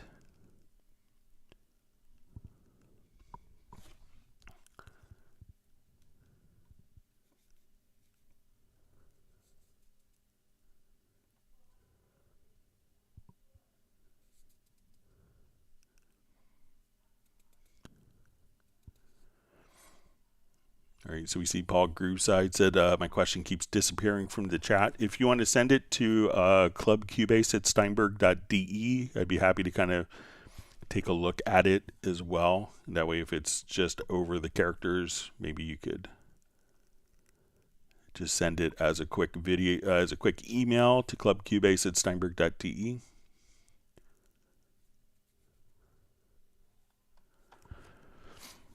Okay, but we see Paul's question. I'm trying to ask if Cubase can smooth out tempo changes across a number of bars. Okay, so yeah, we could show you how to do that. So if we have a tempo track,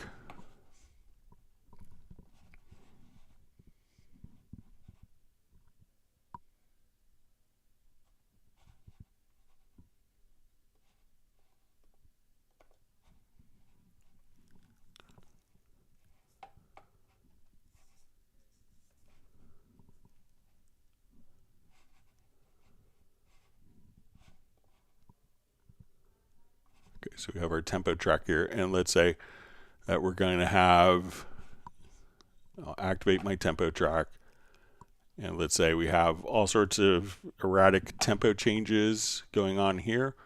So if we wanted to smooth out the tempo changes, what you could do is, one is just select them with the selection tool, and we go to the center right edge, and at that point we could kind of smooth out the changes or make them more pronounced.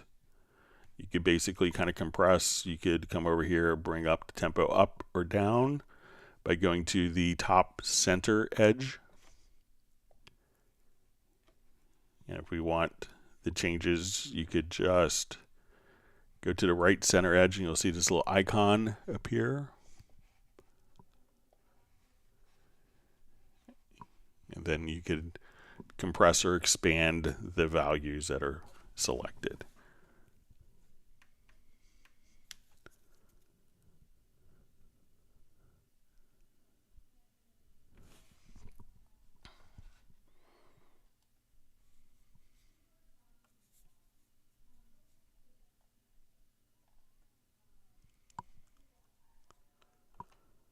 All right, sorry, my chat field jumped.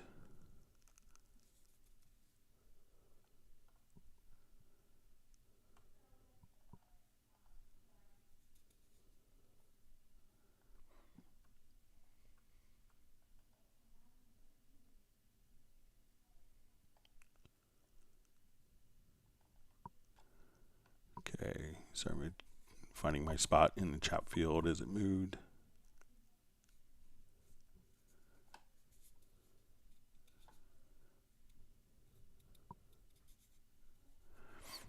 Okay, so we see from MC40, wouldn't that cause phasing, sending it to group to group to group?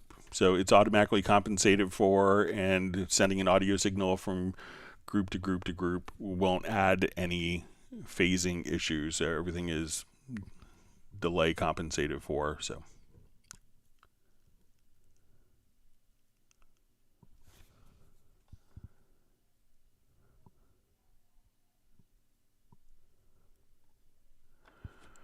All right, so we see Banana Gurab. Is there any way to replicate the paste to fill features from Pro Tools using Cubase Pro? I'm not.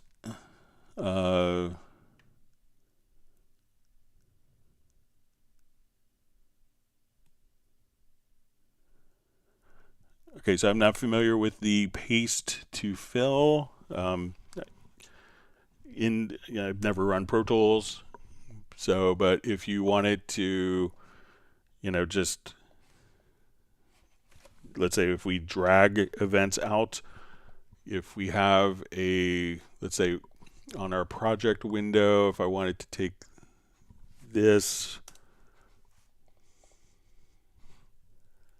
then I think if we go to edit, there might be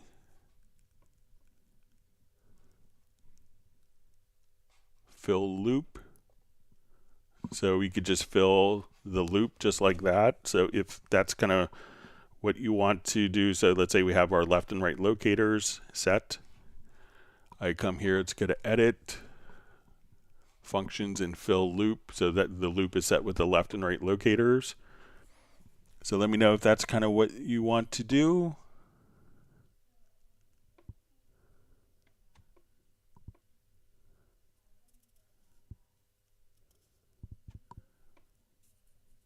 And we also see along with shuffle mode. So let's say if we do have shuffle mode in the grid, so we could see that selected here. So I will take and change the color of this event.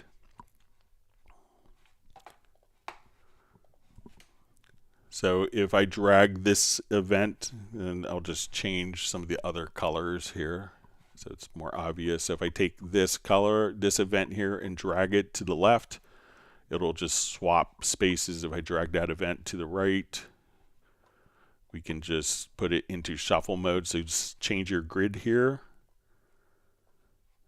And then you could just go right over there, and once it's in shuffle mode, those events, that's how you could activate shuffle mode right there. So if I move this over, we could just swap those two events. So let me know if that's what the paste to fill feature is. Okay, so I just see, just comment, link a series signal like a P-bass pickup. So I'm not sure if you want it to, like what part, I understand, how the P-bass pickup works. So it's going to be, basically single coil, but it's more kind of on the capture side. So I'm not sure if there's a direct equivalent in the DAW for that. I mean, it's like the microphone capturing it and Cubase can capture that.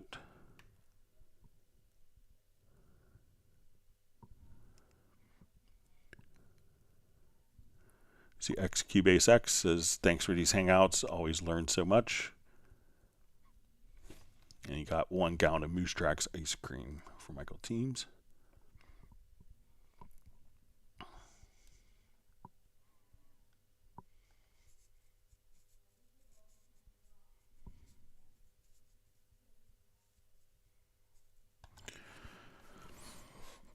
Okay, so we see clarification from Rodrigo Spacecraft says, regarding my preset attributes question, I was asking about saving an update to the preset, replacing it. Go back to your plugin and save the preset again with the same name without losing attributes. Okay.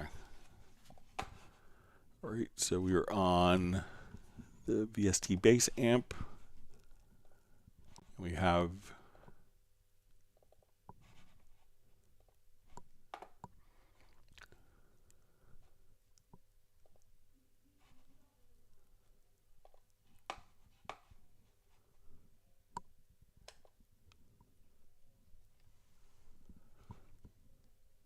okay, so I'm going to just choose to make a unique name here just for testing reasons. Okay, now we'll go to our media bay.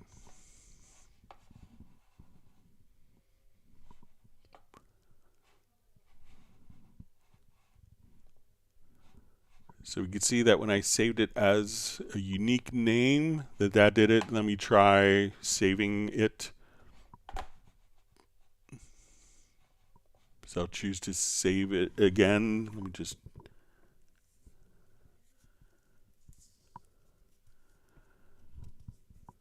Okay, so I'll save it with the same name. So save preset, and I'll just make sure I'm in the right one. Okay, so that's a unique one. So this is our original. I'm going to save it with the same name.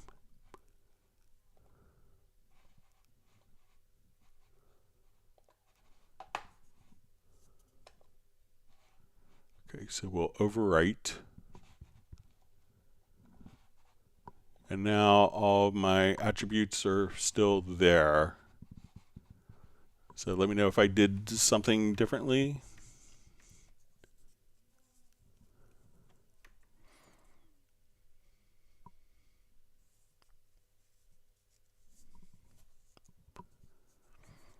All right, we have a question from Audio Pictures TV. Hey Greg, can you please show how the smooth beat detection feature works within the tempo detection? I tried importing instrumentals with static tempo, haven't had any success getting tempo detection. All right, so the smooth beat is if there are erratic tempo changes that have been detected. So I will just come over, let's do a new project.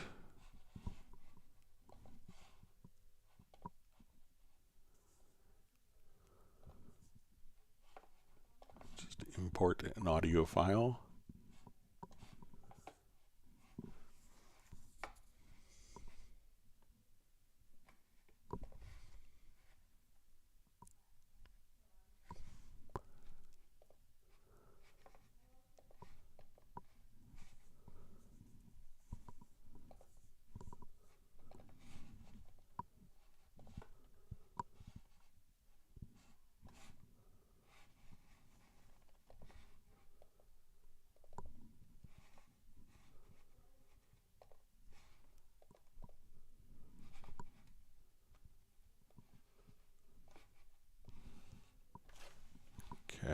just.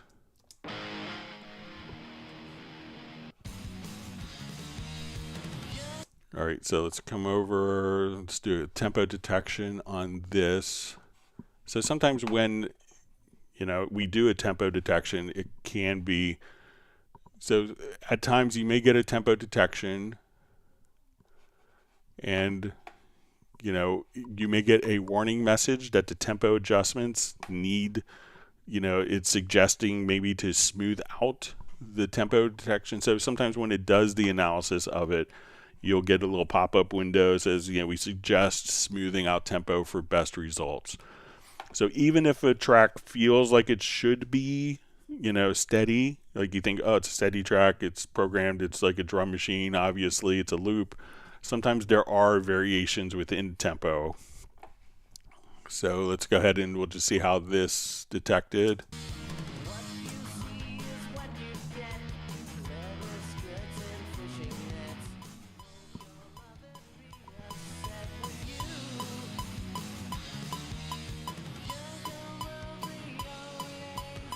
So that feels pretty steady if we take the metronome off. But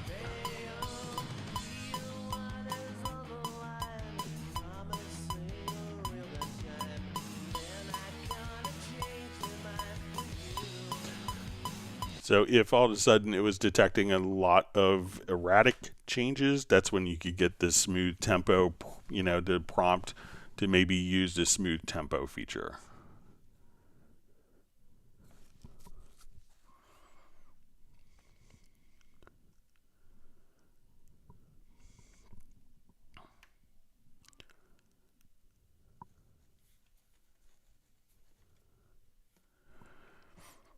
All right, so we see from Cubase X, Spectral Errors 10 Pro having problems renaming the unmixed song events. What's the simplest way to rename those audio files? Okay, so let's take a look at this, and we'll go to Spectral Errors.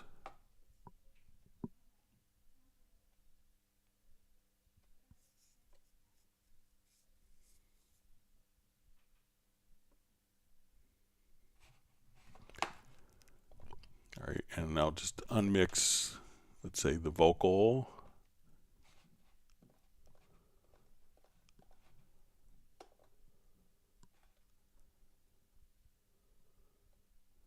Give it a little bit of time here.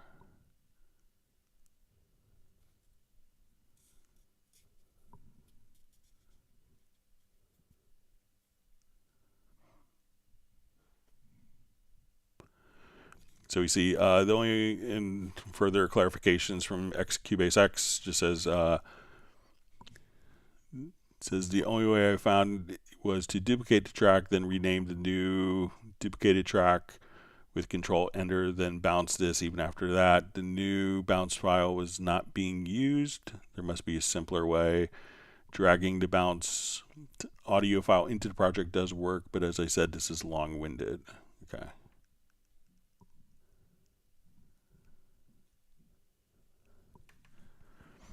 So just see a comment from Greg Malik about the awesome answer regarding the MIDI export macro. Greg, mahalo. So glad it worked.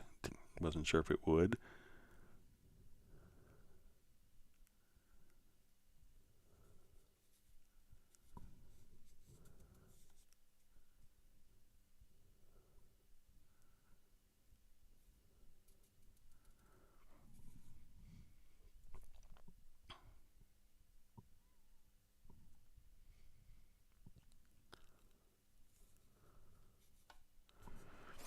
All right, so you just see while we're doing analysis on this, maybe for the index, I'll wait. All right.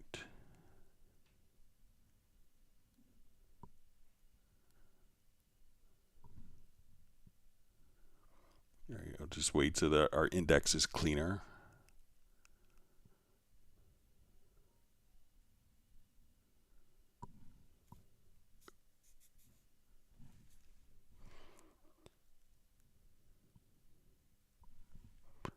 All right, so we're about A little over 75% done. So I'm just going to extract the vocal so we could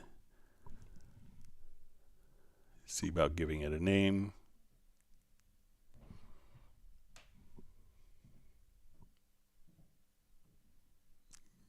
Getting there. Thanks for all the great questions from everyone.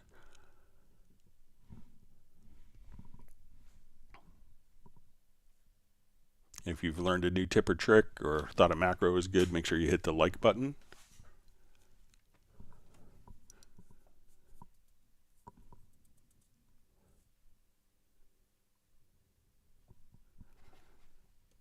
All right. So it looks like if we right click and rename. So I'll come here, we'll rename this. This singer was Brian Klez.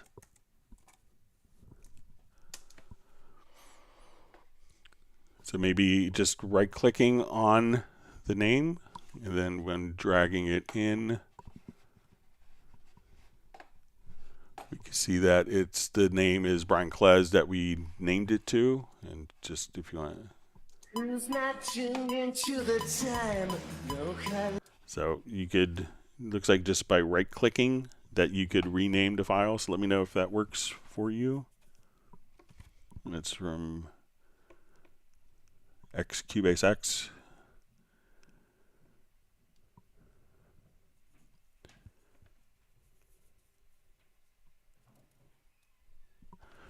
All right, so we see from Little Studios Online, why is it a dramatic difference in load when a plugin is inserted on individual tracks versus inserted on a bus?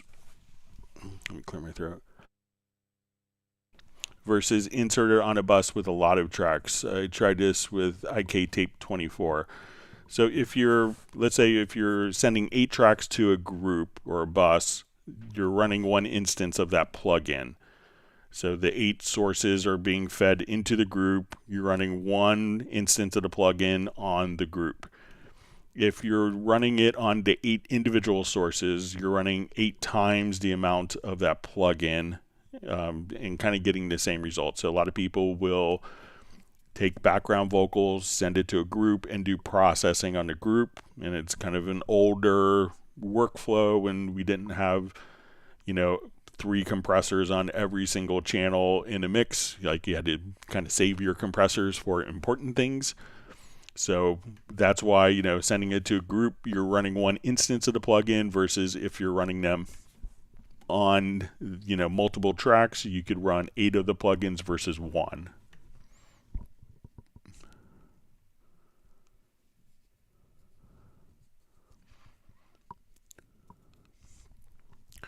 All right, from Sound Authentic question. Hi, Greg. Does Cubase have Game Audio Connect? And if so, how is it set up to work with Wise or Unity? So only the Game Audio Connect is only in Nuendo, so it's not a Cubase function. It's one of the differentiations between Cubase and Nuendo. Soren asks, Greg, I have the loop package Indie Pop Vocals. I got it because I thought about using some vocals from it in some song. I have a wish for it. I wish there were a list of all the phrases sung in text.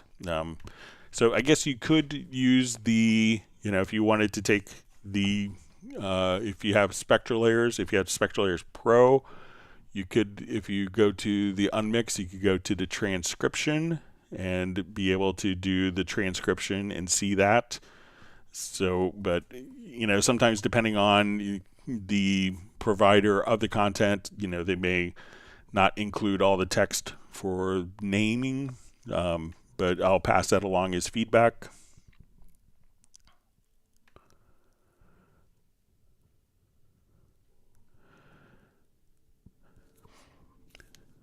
So we see from Razel asks, hi Greg, can I make a walking bass line with the logical editor by any chance? I don't think it would be, you could, but I think by time you do it, that by time you actually set up the conditions, it may not be, I think it would be slower than doing it otherwise. So let's say if we want it to do like a walking bass line. I'll just do new project here.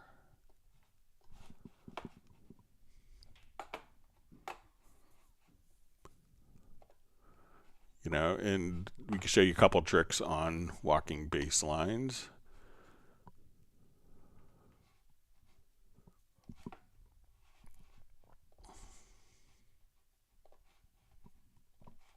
Let's see if I saw this library on.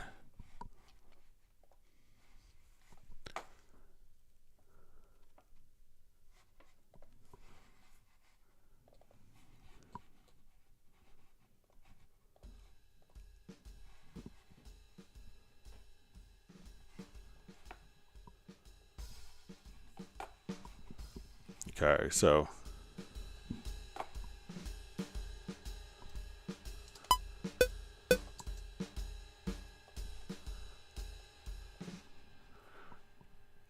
so let me just add a quick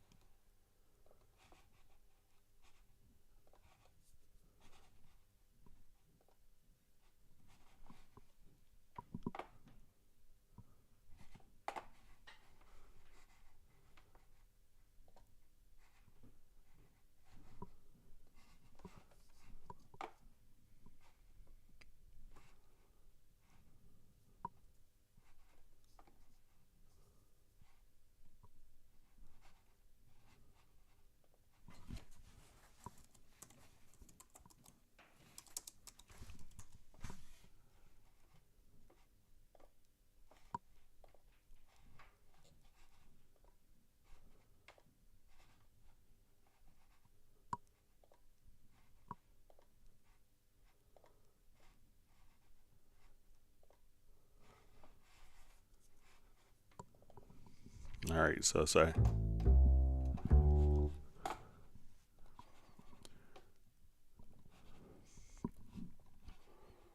all right, I'll just add MIDI track here real quick and we'll get this set up.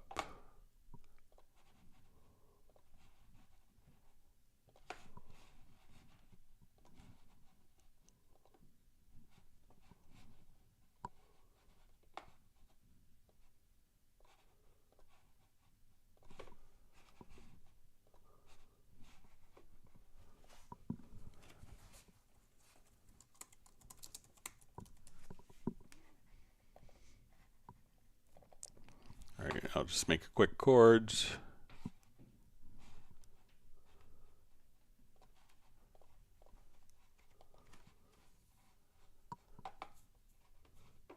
So I don't think that the logical editor would really give you kind of useful results on that. But you may be able to if you're like very painstaking with it. But let's come over here, we'll add a quick chord track.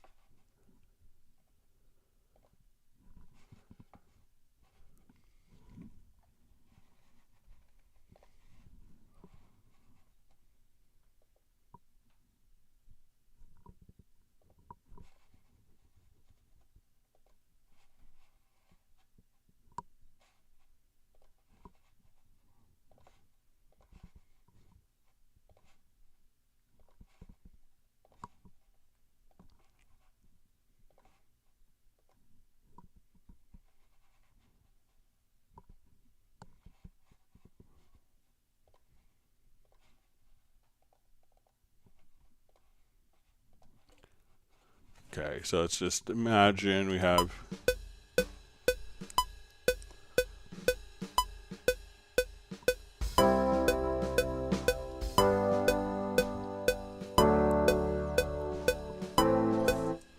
so often with like maybe like a walking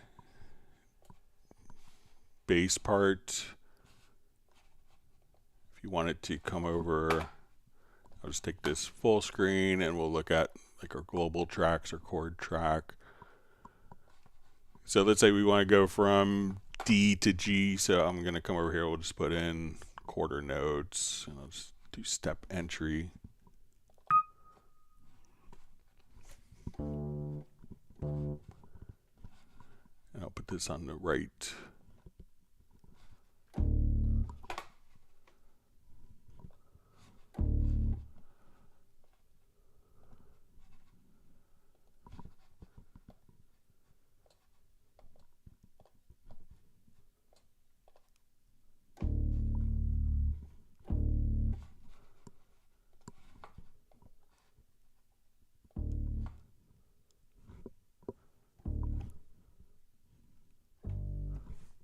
And then, like, usually, like, you know, before the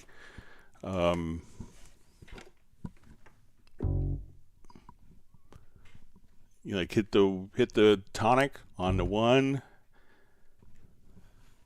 and then you could just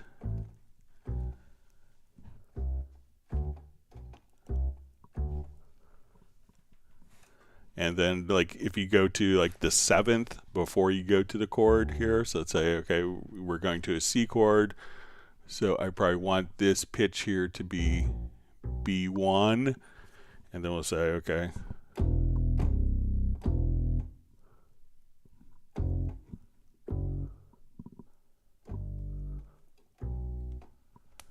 you could define the chord,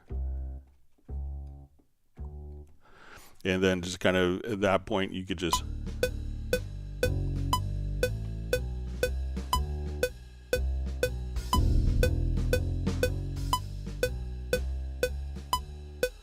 so if you kind of go like to the 7th before the D, so you might be able to make a logical editor for that, but I think if you just try to hit the root of the chord on 1, go into like the 7th, like on the beat before the next chord, like a leading tone, and then just kind of vary it up, that you could come up, and once you kind of know some of those walking jazz bass tricks, you could do that pretty easily.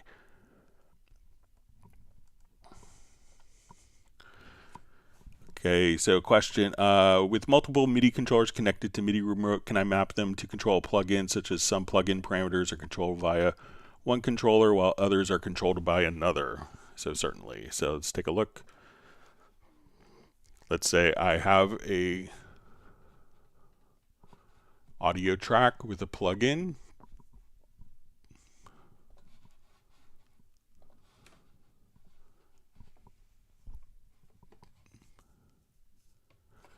So we'll go to our inserts, and let's just come over to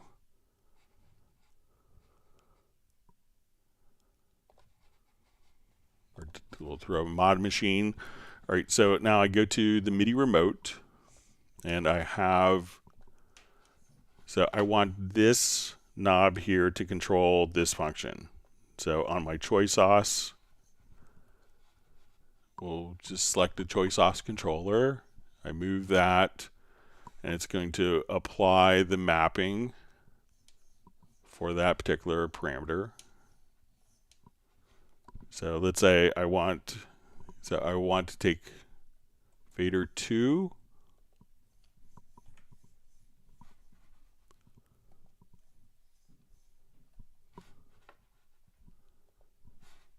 so now as soon as I close this, I have fader 1 of the choice os control that parameter, fader 2 of the choice os control that parameter, and let's go to my Korg nano control, and I want this fader to control my delay time. So I will right click, pick up for MIDI remote mapping, apply the mapping.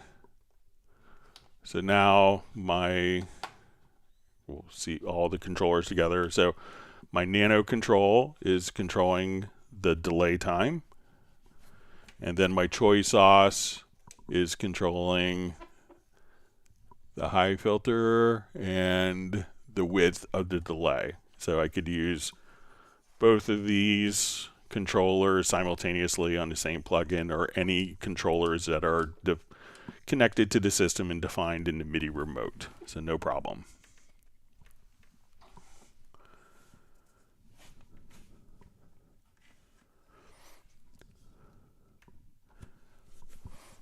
All right, so we have a question from Ash Rebel Hen Studios. Hi, Greg. Once I set up the console mixer to have tracks attached to the right side, such as master, and I open a second Cubase project, the console no longer remembers my preferences. So those preferences are going to be stored at the project level. So if you want it to always be where, we could go to mix console and I want my visibility here to anchor. So let's say we go to our visibility to zones, and I want my output here to be loaded up. So we come over here. So as we scroll, that will always be anchored to the right. That if we have tracks that are anchored to the right that don't exist in a different project, then those don't make any sense and aren't going to automatically be conveyed.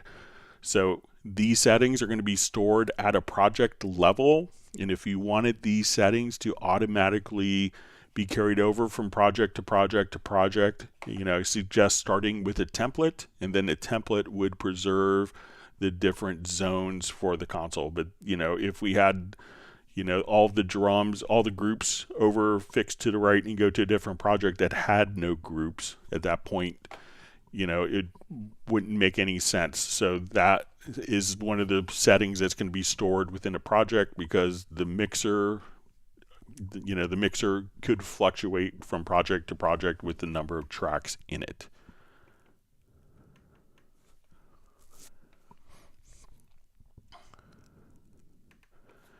Wonderful to see Tiago from Brazil. Thanks for joining us. So we see Cubase X as renaming spectral layers. I did try renaming the file, but only after he dragged it into the project. So I guess the renaming must be done before you drag it into the project, and he'll test it tomorrow. So yeah, it seemed like it worked as expected.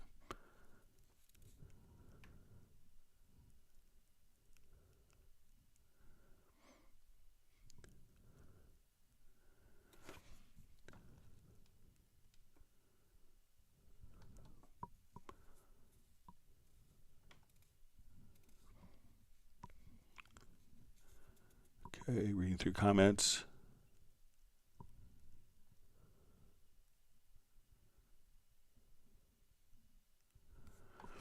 All right, and we see just a further clarification from Ash Rebel Hen Studios and about the anchoring on the zones on the mix console. I should add my question: when I reopen the project, the preferences are not there.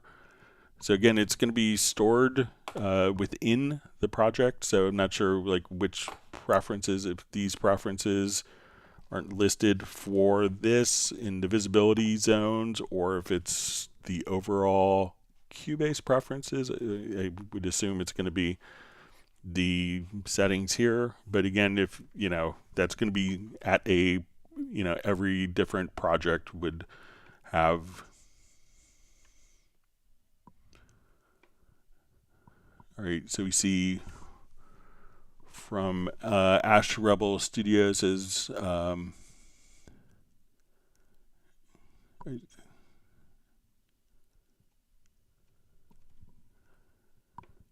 okay, it says but what happened is when I reopen the same project, it wipes the anchors I had. So let's do a test on that. And I saw I missed a question before. We'll get to that.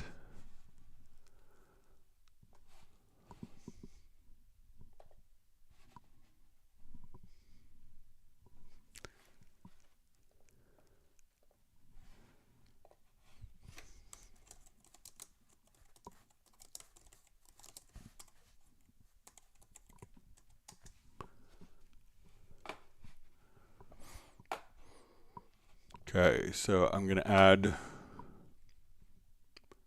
number of audio tracks, and I will add a couple of group tracks.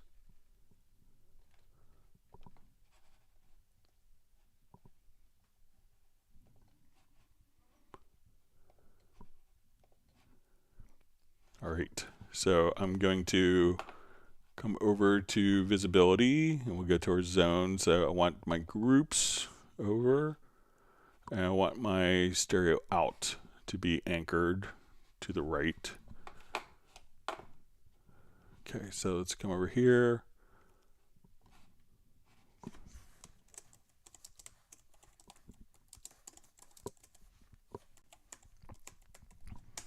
All right, so we saved the project. Gonna close the project. Let's reopen the project. And looks like the anchors are still preserved. So I haven't run into that, but let me know if I did something differently than you.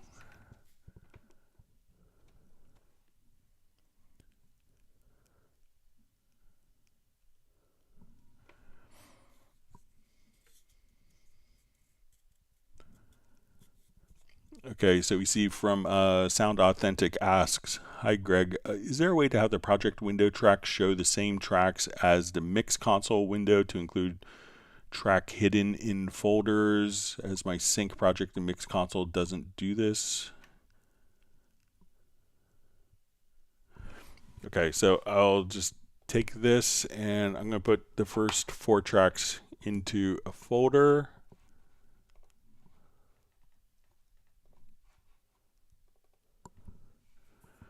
Okay.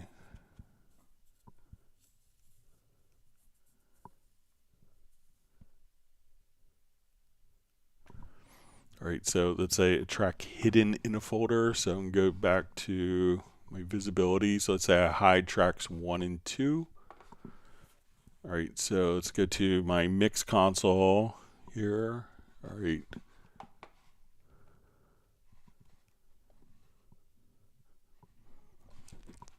All right, so what I want to do now is to make sure that when we go to our inspector here, we're going to sync project in mix console 1. So we see that this is already synced in the lower zone editor. Now when I hit F3, that we don't have tracks 1 and 2 which are hidden. So when you do this, you know, we go to the inspector settings here, just to the right where you see inspector visibility, you'll see this little icon, and then you could sync the project and mix console, and you have 4 mix consoles to work with. So at that point you could just turn, you know, select which mix consoles that you wanted to synchronize with. But now that those are hidden, we get to the mix console, you see that we start at audio 03, 04. They're still in the project but just hidden, and that's how we could synchronize the hidden tracks in a folder in a project to not show up in the mix console. So let me know if that is what you wanted, that what you were doing.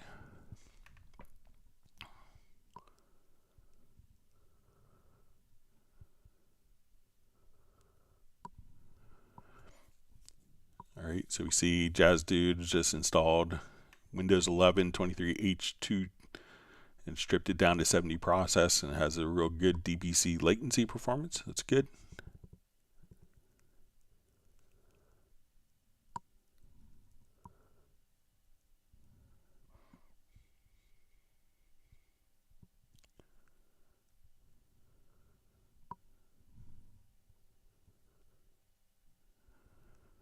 All right.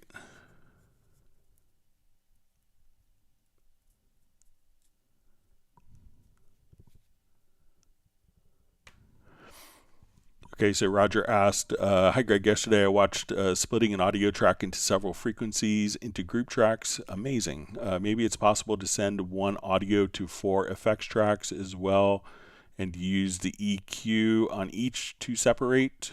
Yeah, let's see if I can pull up that project. I think I could. Might still be in my recent projects.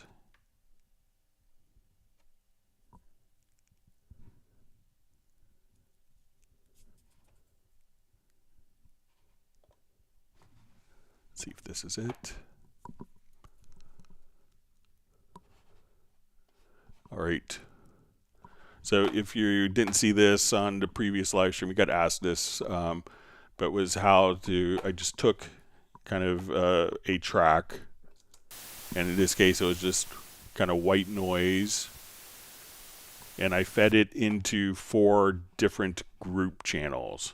And what we wanted, the goal was to take and isolate different frequency different frequency ranges of the files, so that we could split up different frequency ranges and record them in real time. So on each of the groups, I just put an insert effect of an imager plugin and soloed a particular band. So this way we see the low frequencies on this one. We go to this track, we see the low mids, and we see our high mids and our highs on these different tracks. And now what we could do is set those as inputs for our recording. So if we enable record, and I put group 1 as the audio input, group 2 as the audio input, group 3 as the audio input, and group 4 as the audio input. So now as we take a look at this, if I wanted to record those different frequencies, we'll come over, and if I don't automate for some reason, that would be good.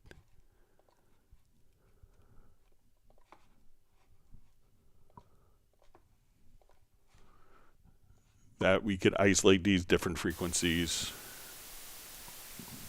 for recording. All right, so Roger, let's see.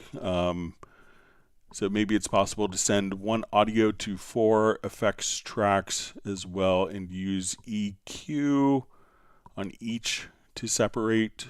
So you could do that, or once you're doing this particular source, if you wanted to now, after the imager plugin,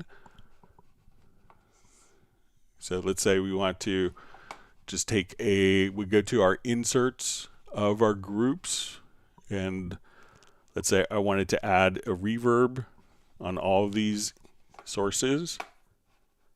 So I will come over here, and let's just activate Q-Link and take these tracks, and I think that we could now add a reverb afterwards.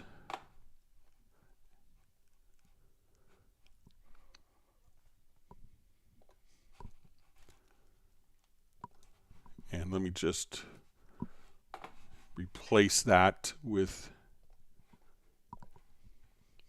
and this. Love, had to let it go. But in my mind, it's you and I. Okay, so now as we want to route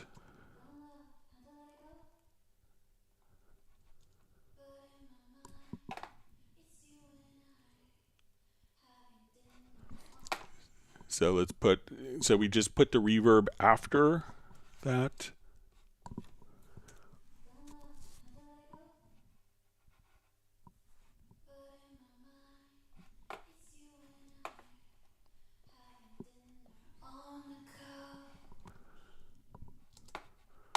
And now if we wanted to, just listen to the source material, there may not be much low frequency, but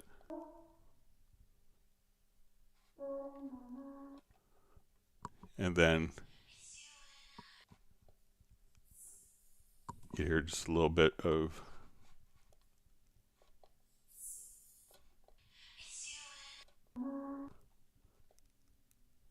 So you could split it up with effects in the same way, just put the effects after the plugin that you're using to kind of divide the frequencies. And I'll just reread that, make sure it's doing what Roger wanted to do.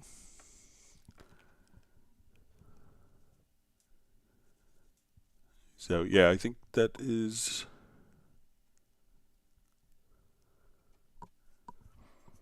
Yeah, so let me know, Roger, if that makes sense.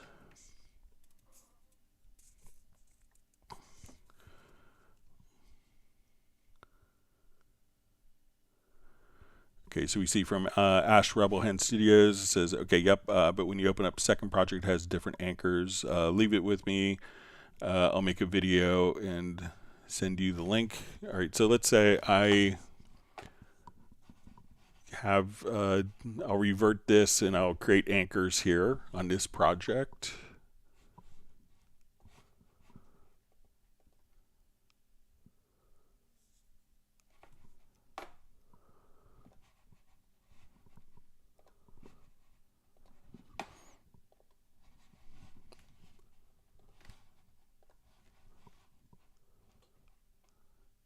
So let's say I want all my audio channels.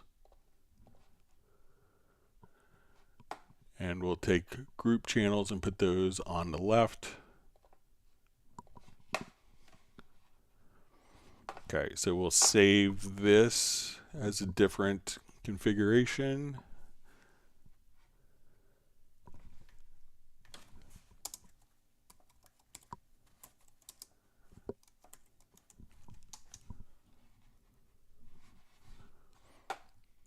Okay, so I will go back to this project, activate it, and we'll still see, hopefully, it doesn't.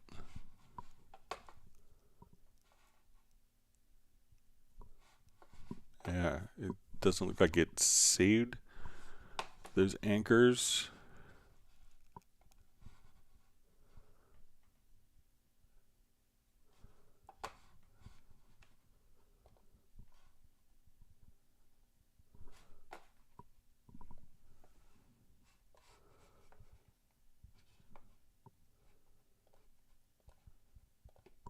All right, so let's say if I save this again, all right, and I'll go back to project we're just working on. We'll see if those anchors are preserved. Doesn't look like it. All right, so I'll bring that to your attention and play around with it. Thanks for the clarification on that.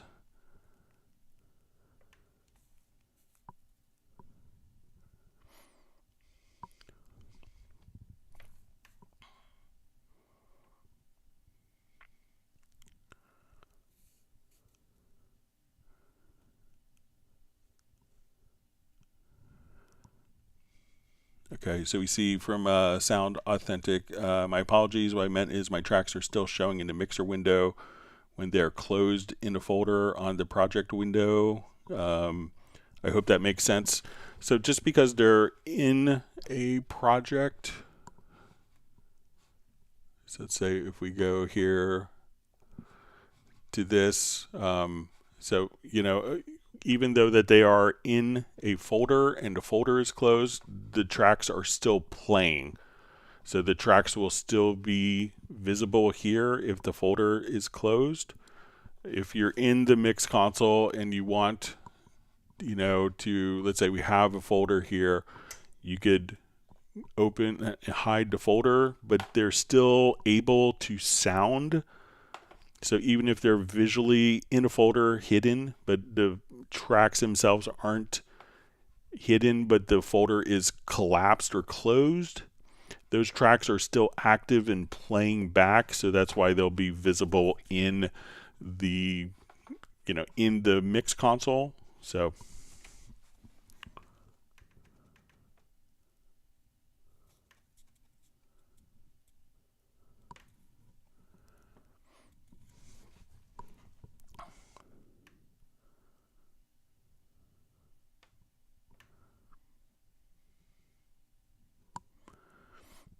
okay, so we see question from Roger. So does Steinberg test it and compare to Windows Atlas D with Cubase 12 Pro, or did Greg get some info from any customers? So I haven't heard of anything with it. You know, I know that generally the development team is, you know, usually has, you know, very good relationships with the, you know, different, you know, with Mac OS and with Apple and Microsoft for different developments. But I'm not necessarily always privy to the conversations. I was supposed to be over like 2 weeks ago for meetings, and I couldn't go over because my wife was having surgery. So I didn't get my chance to kind of catch up and ask little things like that. But usually the Steinberg development team, and I'm kind of isolated on my own little island per se in Alexandria, Virginia, where all the development is handled in Hamburg. So I don't necessarily know all the conversations that they're having, but I know that they, are very aware of, all the different changes that are coming up and try to accommodate for them.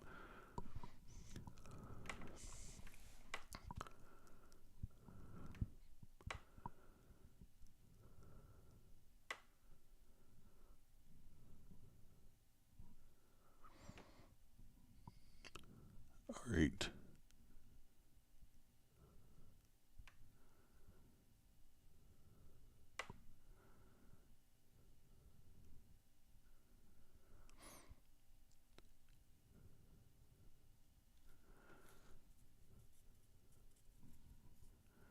All right, so we see from Chris Hallam, Greg, I feel like there has to be some cool ways that I've yet to discover to use Spectral Layers 10 or Pro 10 to assist in naming regions, markers to navigate along voiceover track quickly, ideas. So I know if you have Nuendo, if you do it's a feature in Nuendo, it's not in Cubase, I don't think, that you could import the CSV file and then have that be markers for the text. So that's one way of kind of easily doing it, is when you go into the transcription and right click and export it as a CSV file, a comma separated value, that you could import that into Nuendo and make marker tracks from that. But I don't think that there's a way of doing it inside of Cubase at this time. So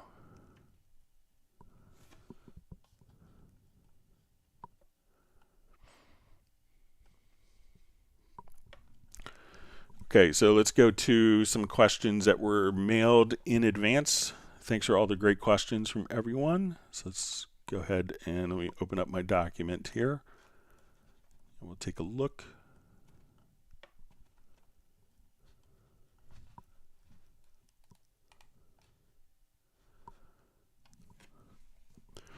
Okay, so we had a question, how to quickly enter different velocity values on notes when drawing in MIDI drums. Okay, so let me just go to a different project.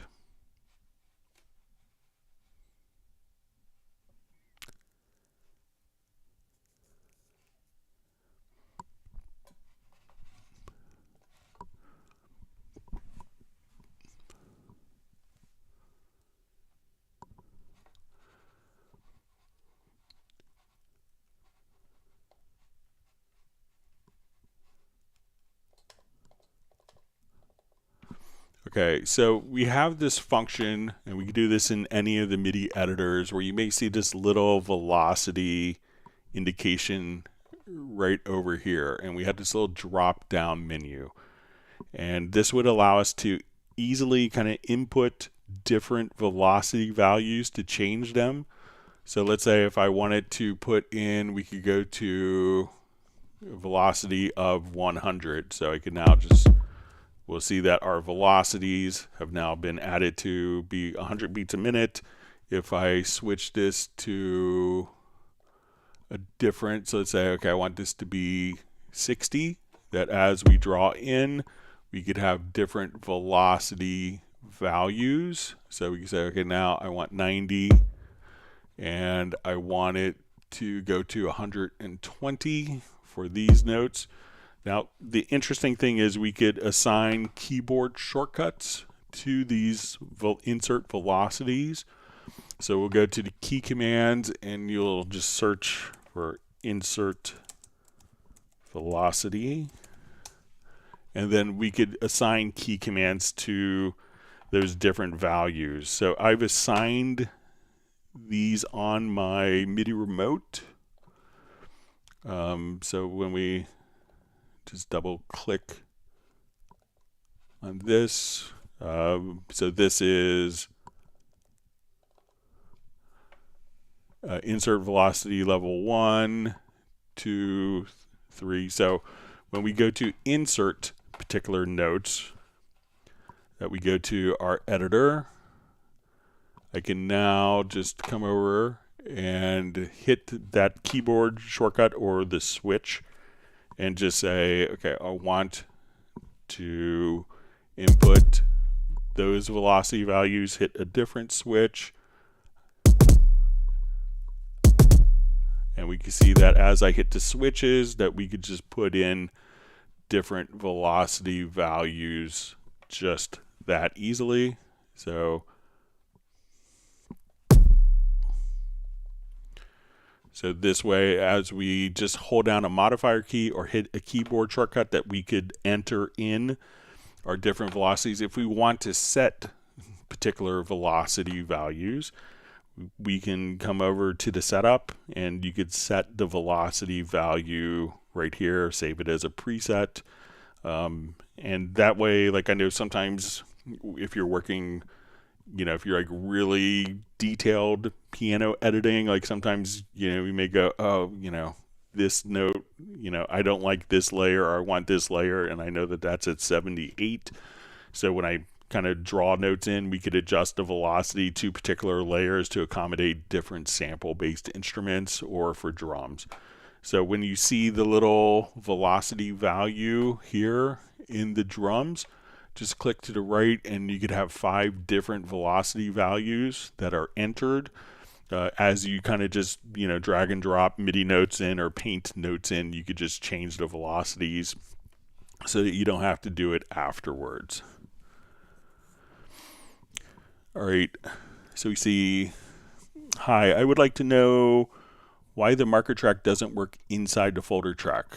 The markers do not cut and paste. If I change the folder track, i.e. change the structure of the song, I'm sure that the marker track is inside the folder track. Okay, so let's say if I'm here, I'll just scroll down. So let's say I have all of these tracks in a folder already. Okay, so I'm going to add a marker track here inside of the folder.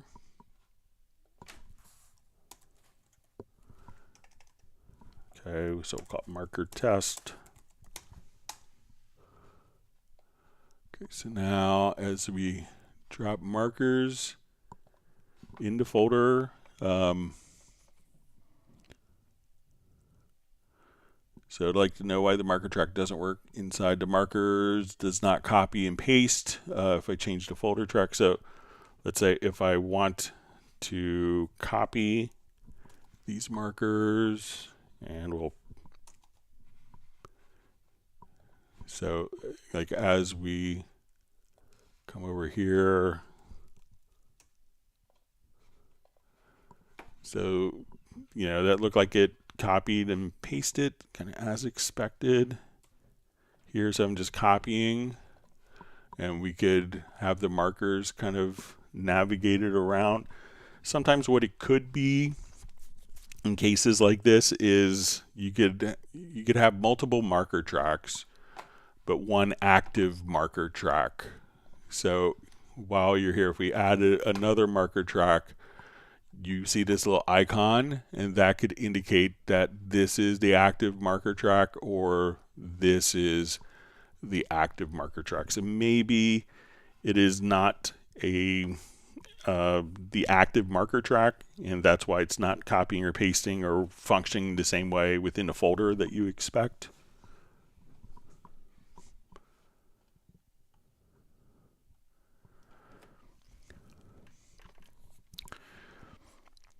Okay, so we have a question. Hi, Greg. Is there a way to bounce several events in a track so that they are bounced separately, still not into one event, other than doing it one by one? All right, so let's say I have these particular files here. So we have a number of different files, and I wanted to bounce these and not do it one by one. So if we have, different edits, so let's say I've done like a fade in on these files. So we have a fade in. So what I would do is just go to the edit menu and we'll go to your render in place. So we'll go to render settings, and for the mode at the very top, we want to choose as separate events. We could include the channel settings, whatever compress, if we have sends, master effects. And now when I render, it's going to render all the files with all of their edits, and not make it one contiguous file, but make them all into brand new files here that will be just rendered. So that's what it did.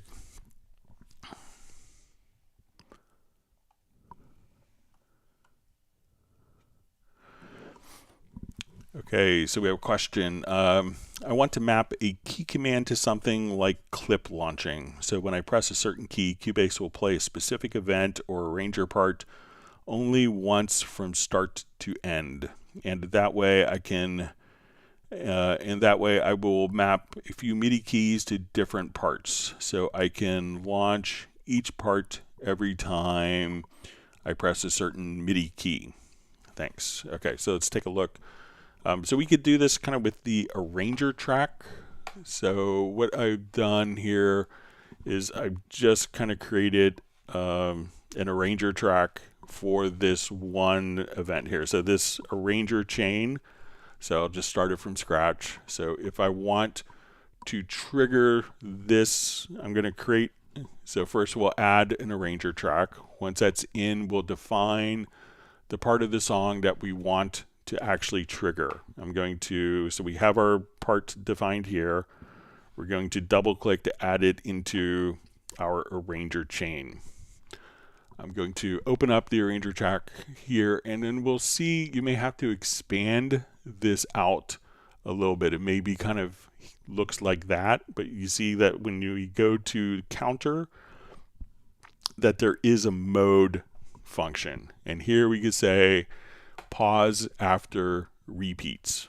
So we can assign a key command to play arranger event A, so that when we play this and we have the arranger track active, that we hit play, it'll play, and at that point it will just automatically play that part and stop. So if you wanted to do that, that would be all you would have to do. Now if you wanted to trigger that from a keyboard shortcut, now there's also this little function here where you can say last repeat of the current chain.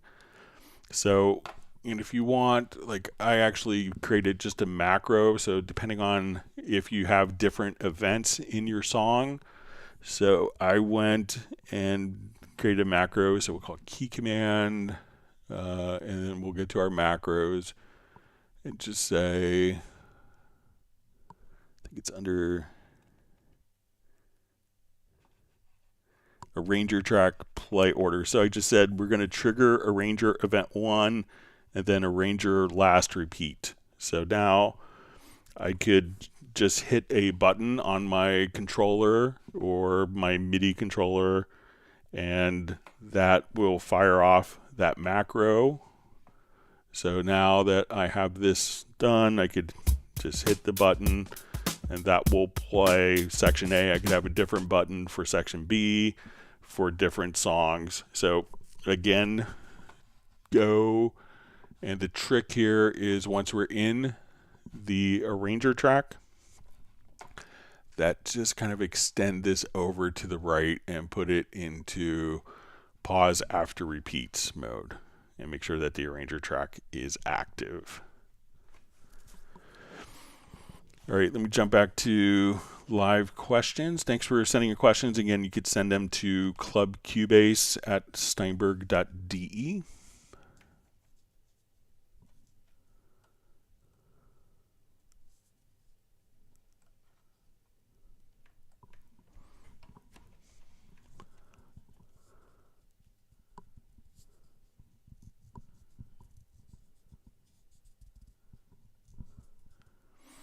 All right, so Jazz Dude says, maybe you could show the listen bus in a control room is an important feature and how to use it, and a reason to activate control room. All right, so when we are working on a particular file, let me just open up something different here.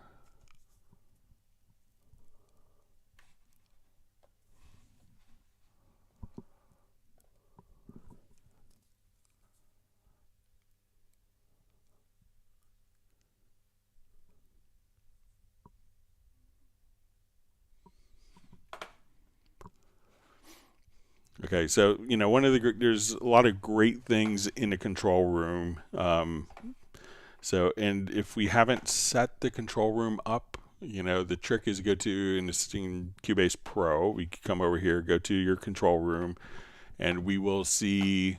I'm going to right click and we'll add a monitor and set the audio output from our audio interface that's going out into our monitoring system. There we'll have a stereo output, but we will leave it as not connected. And when we use the control room, we get without the control room, we have a function called the solo. So if we're playing and I wanted to solo the tracks, that will mute all the other tracks in the project. You wished it all away. But let's say I wanted to have the other tracks just go down in volume or dim. So we can come over and we'll see in the main tab, these functions are below. So to expose them, you may have to just click on the main tab and you'll see these functions come at the bottom. And we have a listen dim level. So as soon as we enable the listen bus, we can hit the L button. I'm left here for 1,000 years. And I'll just set this to 0. And a day. You were the party, the big event. I was your everything. So solo will. Now I'm uninvited. And when I hit the listen button, the other tracks I'm on the outside looking in. Will just get dimmed down. Now we can hear that the reverb is on our vocal. So if we come over here, we can hear the reverb. And when I solo the reverb, it's going to solo all of the tracks that are feeding that reverb.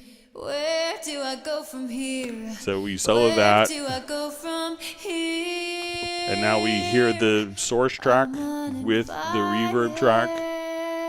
But if I wanted to apply EQing to the reverb and isolate the reverb, that's when we could hit the listen button on the reverb effects channel.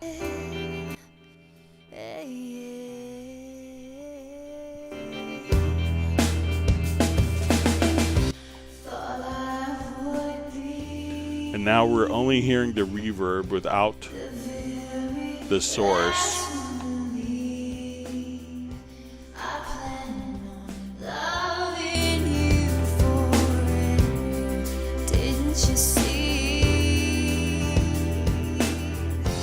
So those are a couple of cool things that you could do with the listen bus, as opposed to soloing and muting tracks, just have them dimmed down so you could hear it within context.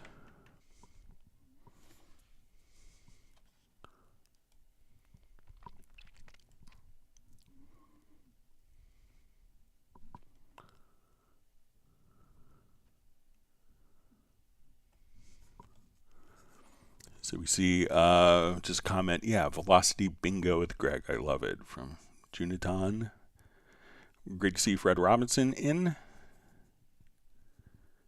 Thanks for joining us today.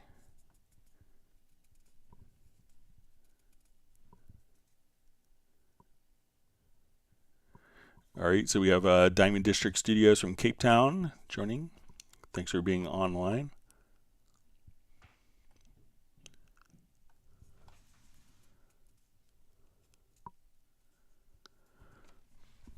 All right, so we see from the Heartbreak Time Machine, oh, it's the checkbox activate or active marker track that makes this work. Thank you, whoever asked this question. So that's one of the great things about this format is everyone gets to learn from other people's questions as well.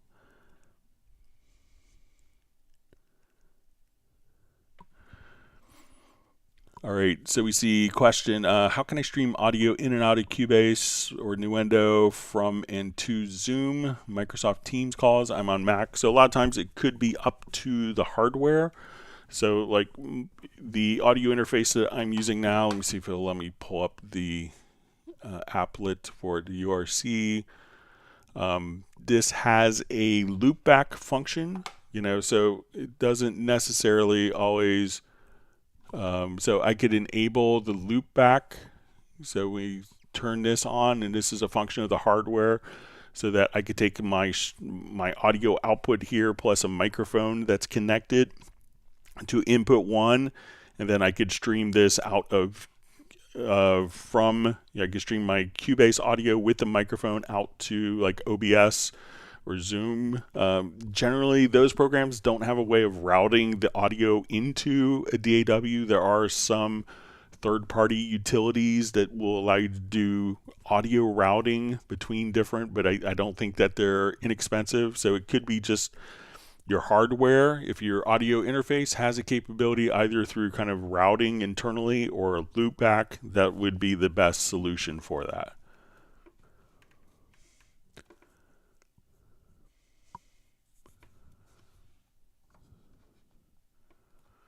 All right. So Value has to take off in Vienna. So thanks for joining us, and we'll see you on Friday.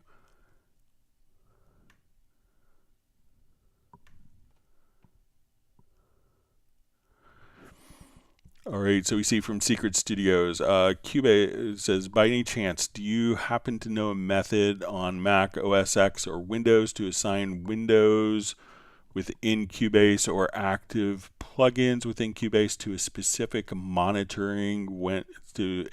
monitor when opening? So generally, what will happen is, if the plugin was opened and put into the second or third screen, when you open it a second time, at that point it will automatically retain the same position, but it's not going to do it for the initial opening of it. So I don't know of a way to do that, because generally, when you have multiple screens, it could often be kind of seen as like one big screen. But it's just the placement of where the plugin was. So if you have a template and you open up a plugin, move it to a dedicated screen, you could do that. You could also, once it's open and it's set, save a workspace to recall that either at the project level, or if you're starting from a template, you could do it at the project or globally, so that plugins can open exactly where you want to. So once you open it once, it'll remember that and will open in the same location.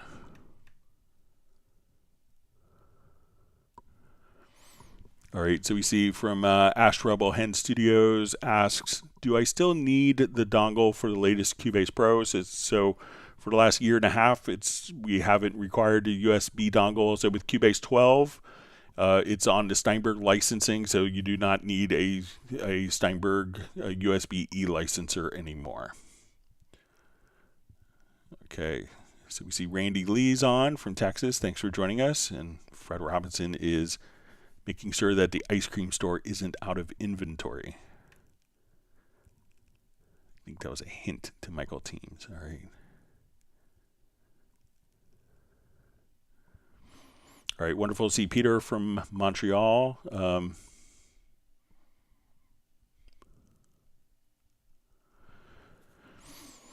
right, so we see from Peter who asks, 2 audio tracks, kick in, kick out. Kick out is slightly ahead. Preferred method to align both tracks. Okay, so let's take a look. We may be able to see something.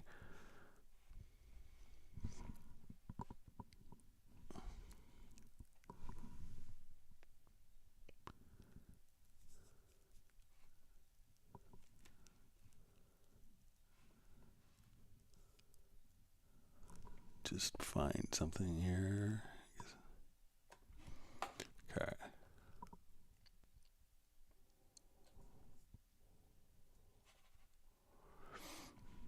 Okay, so let's say if I had shifted these, I'm going to look at these two tracks.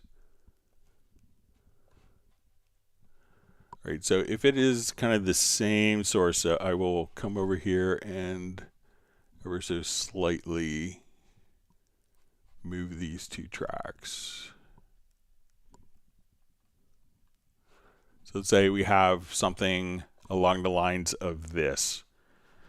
Okay, so I would, one thing you could do is pretty easily visually, come over here, select the event and kind of visually line it up. So, and even if you want to say, okay, I want like that amount of space, if you see the range length, so we could say, okay, I need to move this, 20 milliseconds. So you could do stuff like that. Another method that you could try, Peter, is to say, okay, I want to take, we're going to do the audio alignment, and I'm going to select this track, and I'm going to say this is my reference plus, all right, and this will be my source track, and I have these in musical mode. And then let's click on Align Audio. So you can see that those two tracks were off.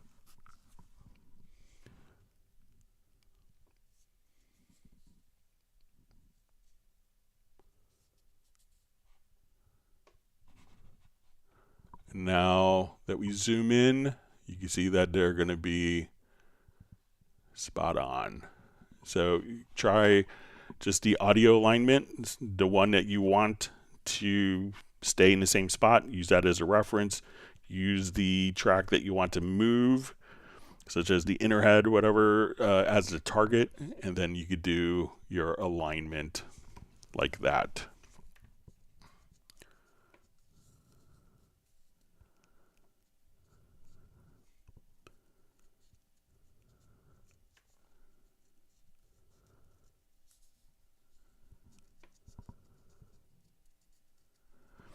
So we see Roger Cabo or Cabo, sorry,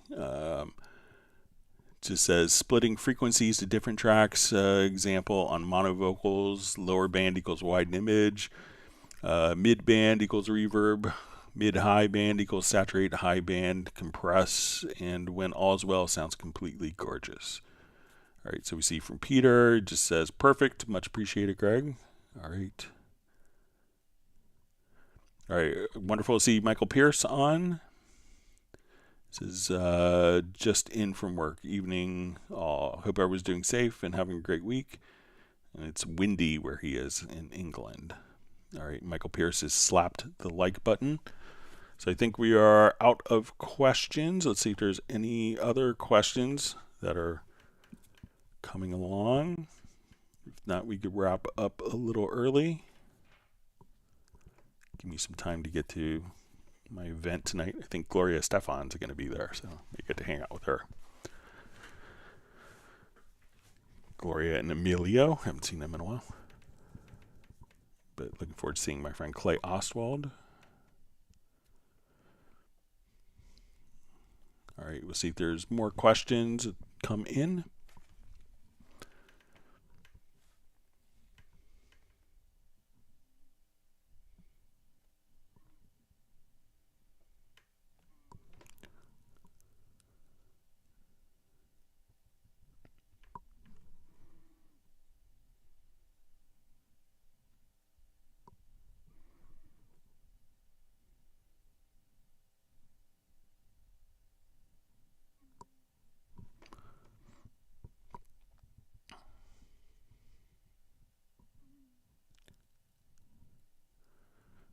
All right, see if there's any more.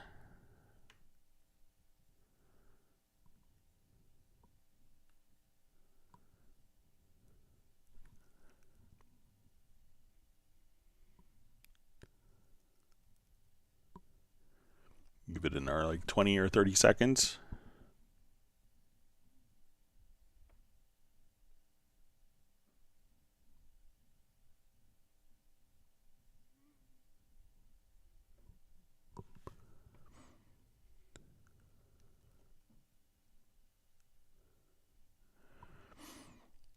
Okay, so we see just a question from, says, checking in for the first time. Welcome to the live stream. Whenever I change the key of a song, I can't hear it. Okay, so it could, I'm not sure where you're changing the key of, but it could be, let's say if we are here, we could put the project root key information in the files. So let's say if I wanted to go to my pool window. So a lot of times if I come here and I'm playing back this particular project and I put in my project root key, you know, we could have some of the audio, if it has like the root key information, we'll do that. But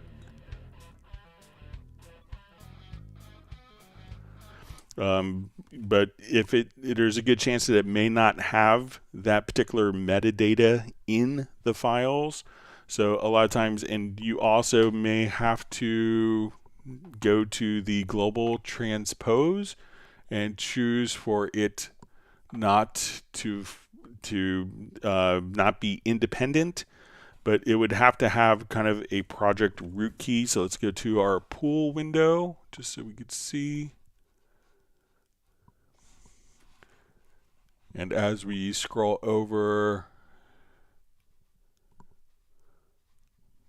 one of the metadata files might be let's go to the attributes here. Let's see if so root key is one of the attributes. So make sure that you actually have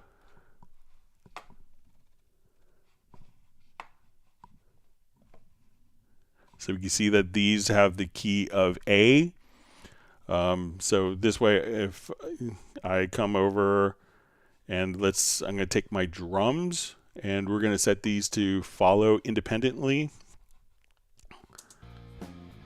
So as I change my root key, let's say, okay, I want it to be in B.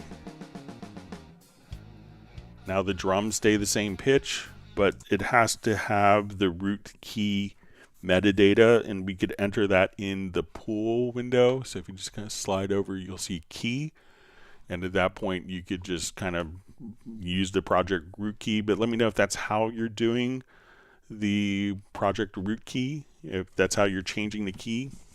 That would be helpful.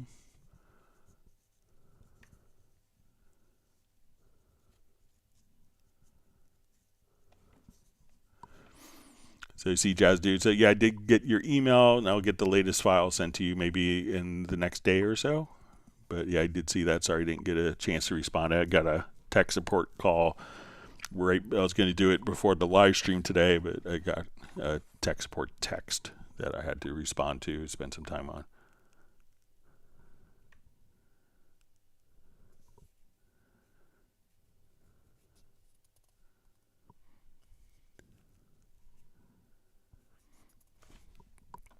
All right, so we see Michael Pierce's revelation of the day in the studio for him was populating channel inputs, holding the shift key. Totally forgot about that. Saved so much time today jumping through projects and importing channels from other projects. All right. So see if there's any more questions. If not, we could wrap up a little earlier.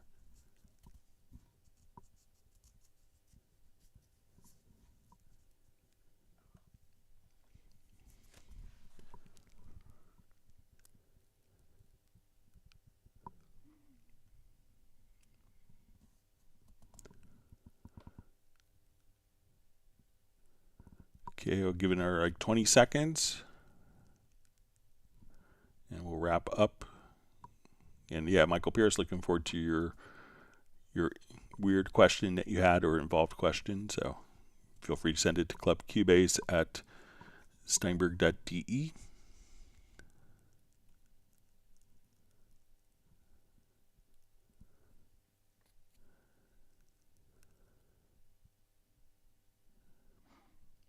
Okay.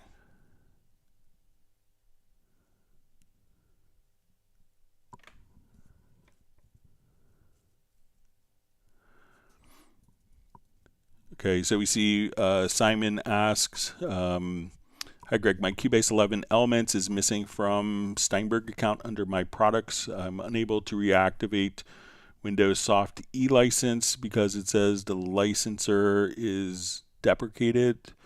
So let me know if you are, so if it's a soft E-license, probably what you're going, if you're like putting it on a new machine, you'd probably have to request a new soft E-license. So let's go to the website real quick. Just type Google like reactivate soft E-licenser Steinberg. All right, and then you'll see software license activation and reactivation. And then you could request a new, so if you are going to a new machine and moving your Cubase 11 Elements over and it's on the soft E license, you'd probably have to come over here and go through the reactivation process to get a new license code.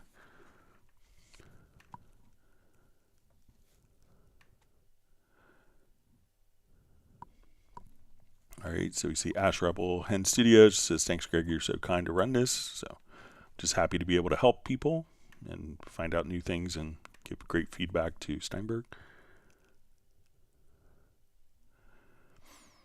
All right, see if there's any other questions.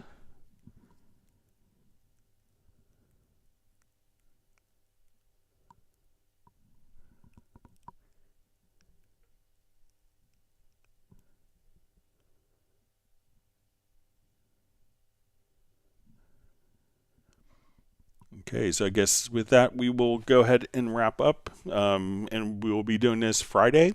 So look for that. I think it's the 22nd.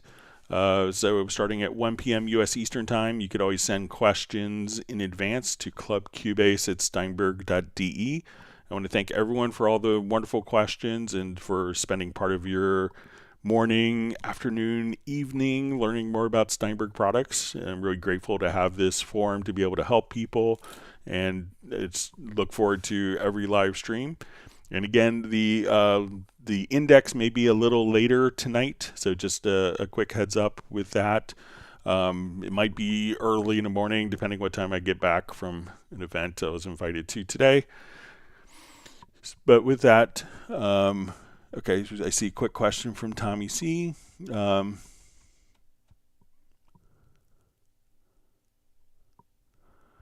right, so we see, Greg, quick question. Can you put all tracks automation on one audio track? So, if you have, maybe Tommy, if you could rephrase the question. So, when we have automation on a track, we could, have that track's automation, but it's not necessarily going to be the automation for this track, this track, this track, this track, or this track. So the automation is going to be kind of underlying the events. So if you wanted to see like the volume automation for all of these tracks, and I'm afraid I may be misunderstanding the question, but I could see that. But if you wanted to see other automatable parameters, if you just kind of click here, you could see the different parameters for automation on a different track. Or if you go to the automation panel, which you could access via hitting F6, you could say show used automation on all tracks. But let me know if I'm afraid I may be misunderstanding. All right.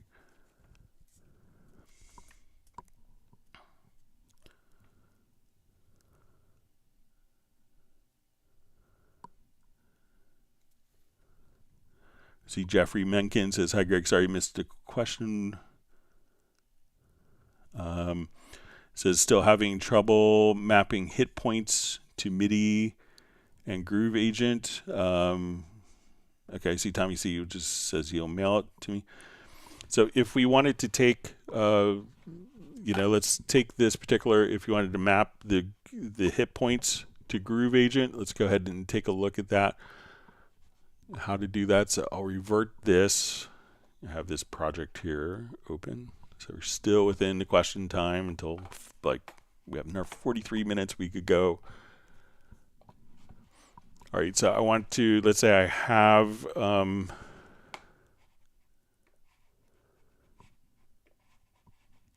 just see if I have any hidden tracks. All right, so I'm going to add a Groove Agent.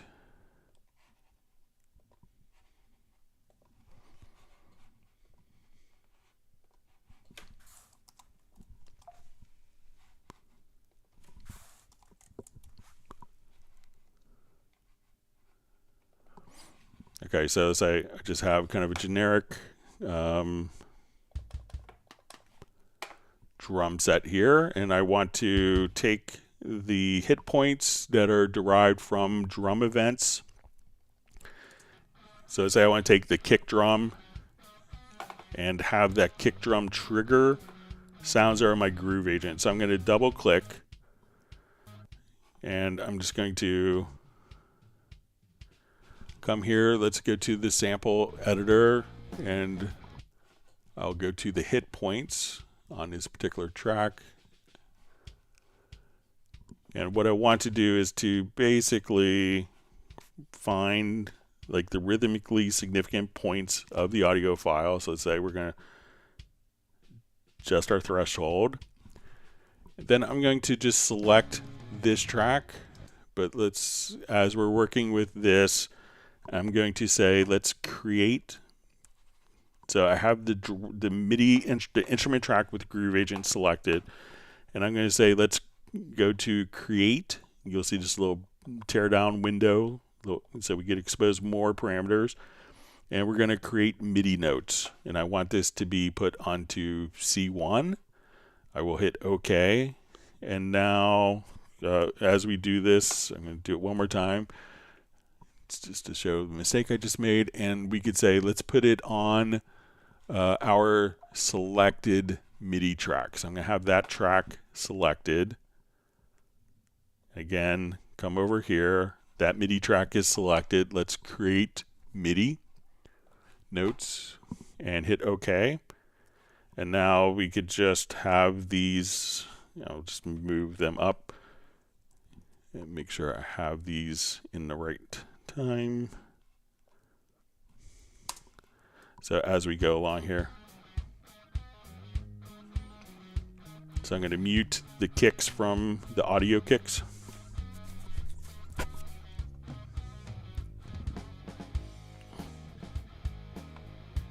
And if we turn Groove Agent off,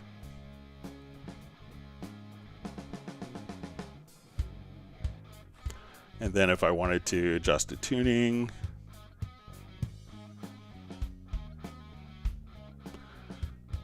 or panning,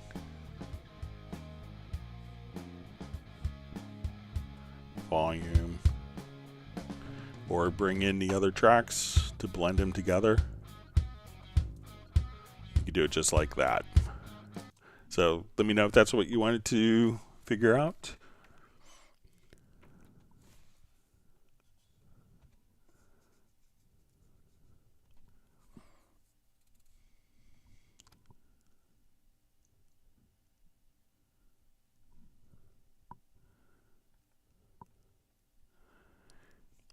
And I see Fred maybe understands Tommy's question better than I do. It says maybe you want to apply automation to multiple tracks. He says for this, send them to a group or bus and put the automation on a group channel. Another way of doing this, if you want to automate multiple channels, I'm just going to select all my drums here. And let's go to the mix console. So if I want to automate multiple faders at once, I'm just going to enable Q-Link. And let's turn on automation for all of the tracks. So we'll come over here. And now I could write automation across all of the different tracks. So as I move one fader with all of them selected and with Q-Link enabled, so I'll just come here. So Q-Link is enabled. Now I could write the automation across multiple tracks and by moving just one fader. And then if I wanted to, so if Fred was on the right track, let me know.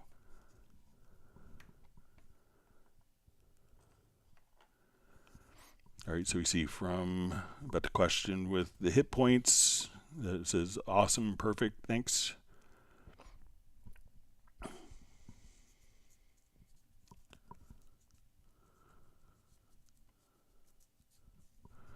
All right, we'll see if there's any other questions. If not, we'll wrap up. Thanks again for all the great questions. Hope everyone has learned a new tip or trick. And if you have, make sure you hit the like button and subscribe to the channel if you haven't done that already.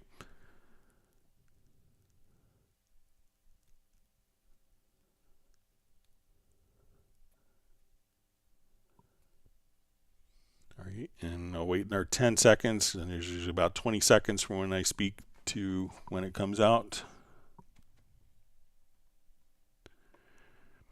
So we see, wait, will QuickLink also record VST automation? So if I have a plugin, let's say I come over here and I want to enable, let's say a plugin, let's put in EQ plugin. I'll just put in Studio EQ across all the tracks. And now let's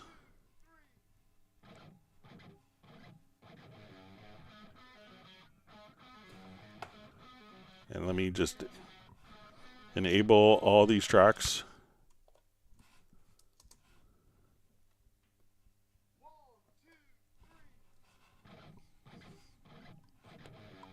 We can see that the EQ automation has been applied to all of the tracks.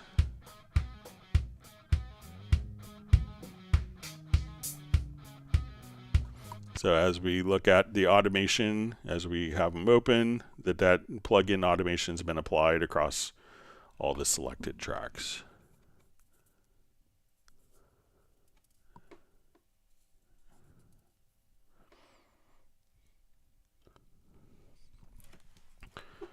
All right, again, we'll wait just a minute or two longer, see if there's any other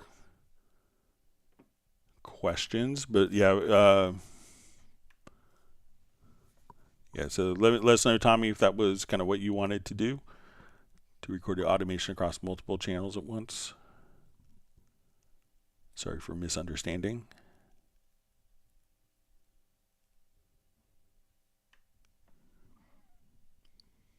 Let's see, Best Screen Jesus likes the automating VST plugins across multiple tracks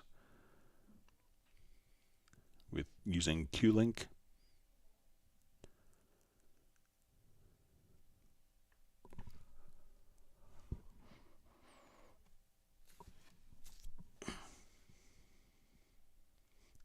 All right, so with that, I think we're out of questions. Once again, we'll be back on Friday, so starting at 1 p.m. U.S. Eastern Time.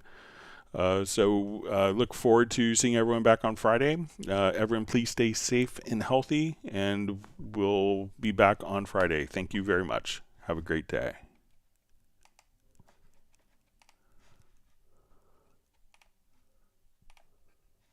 So starting at 1 p.m. U.S. Eastern Time.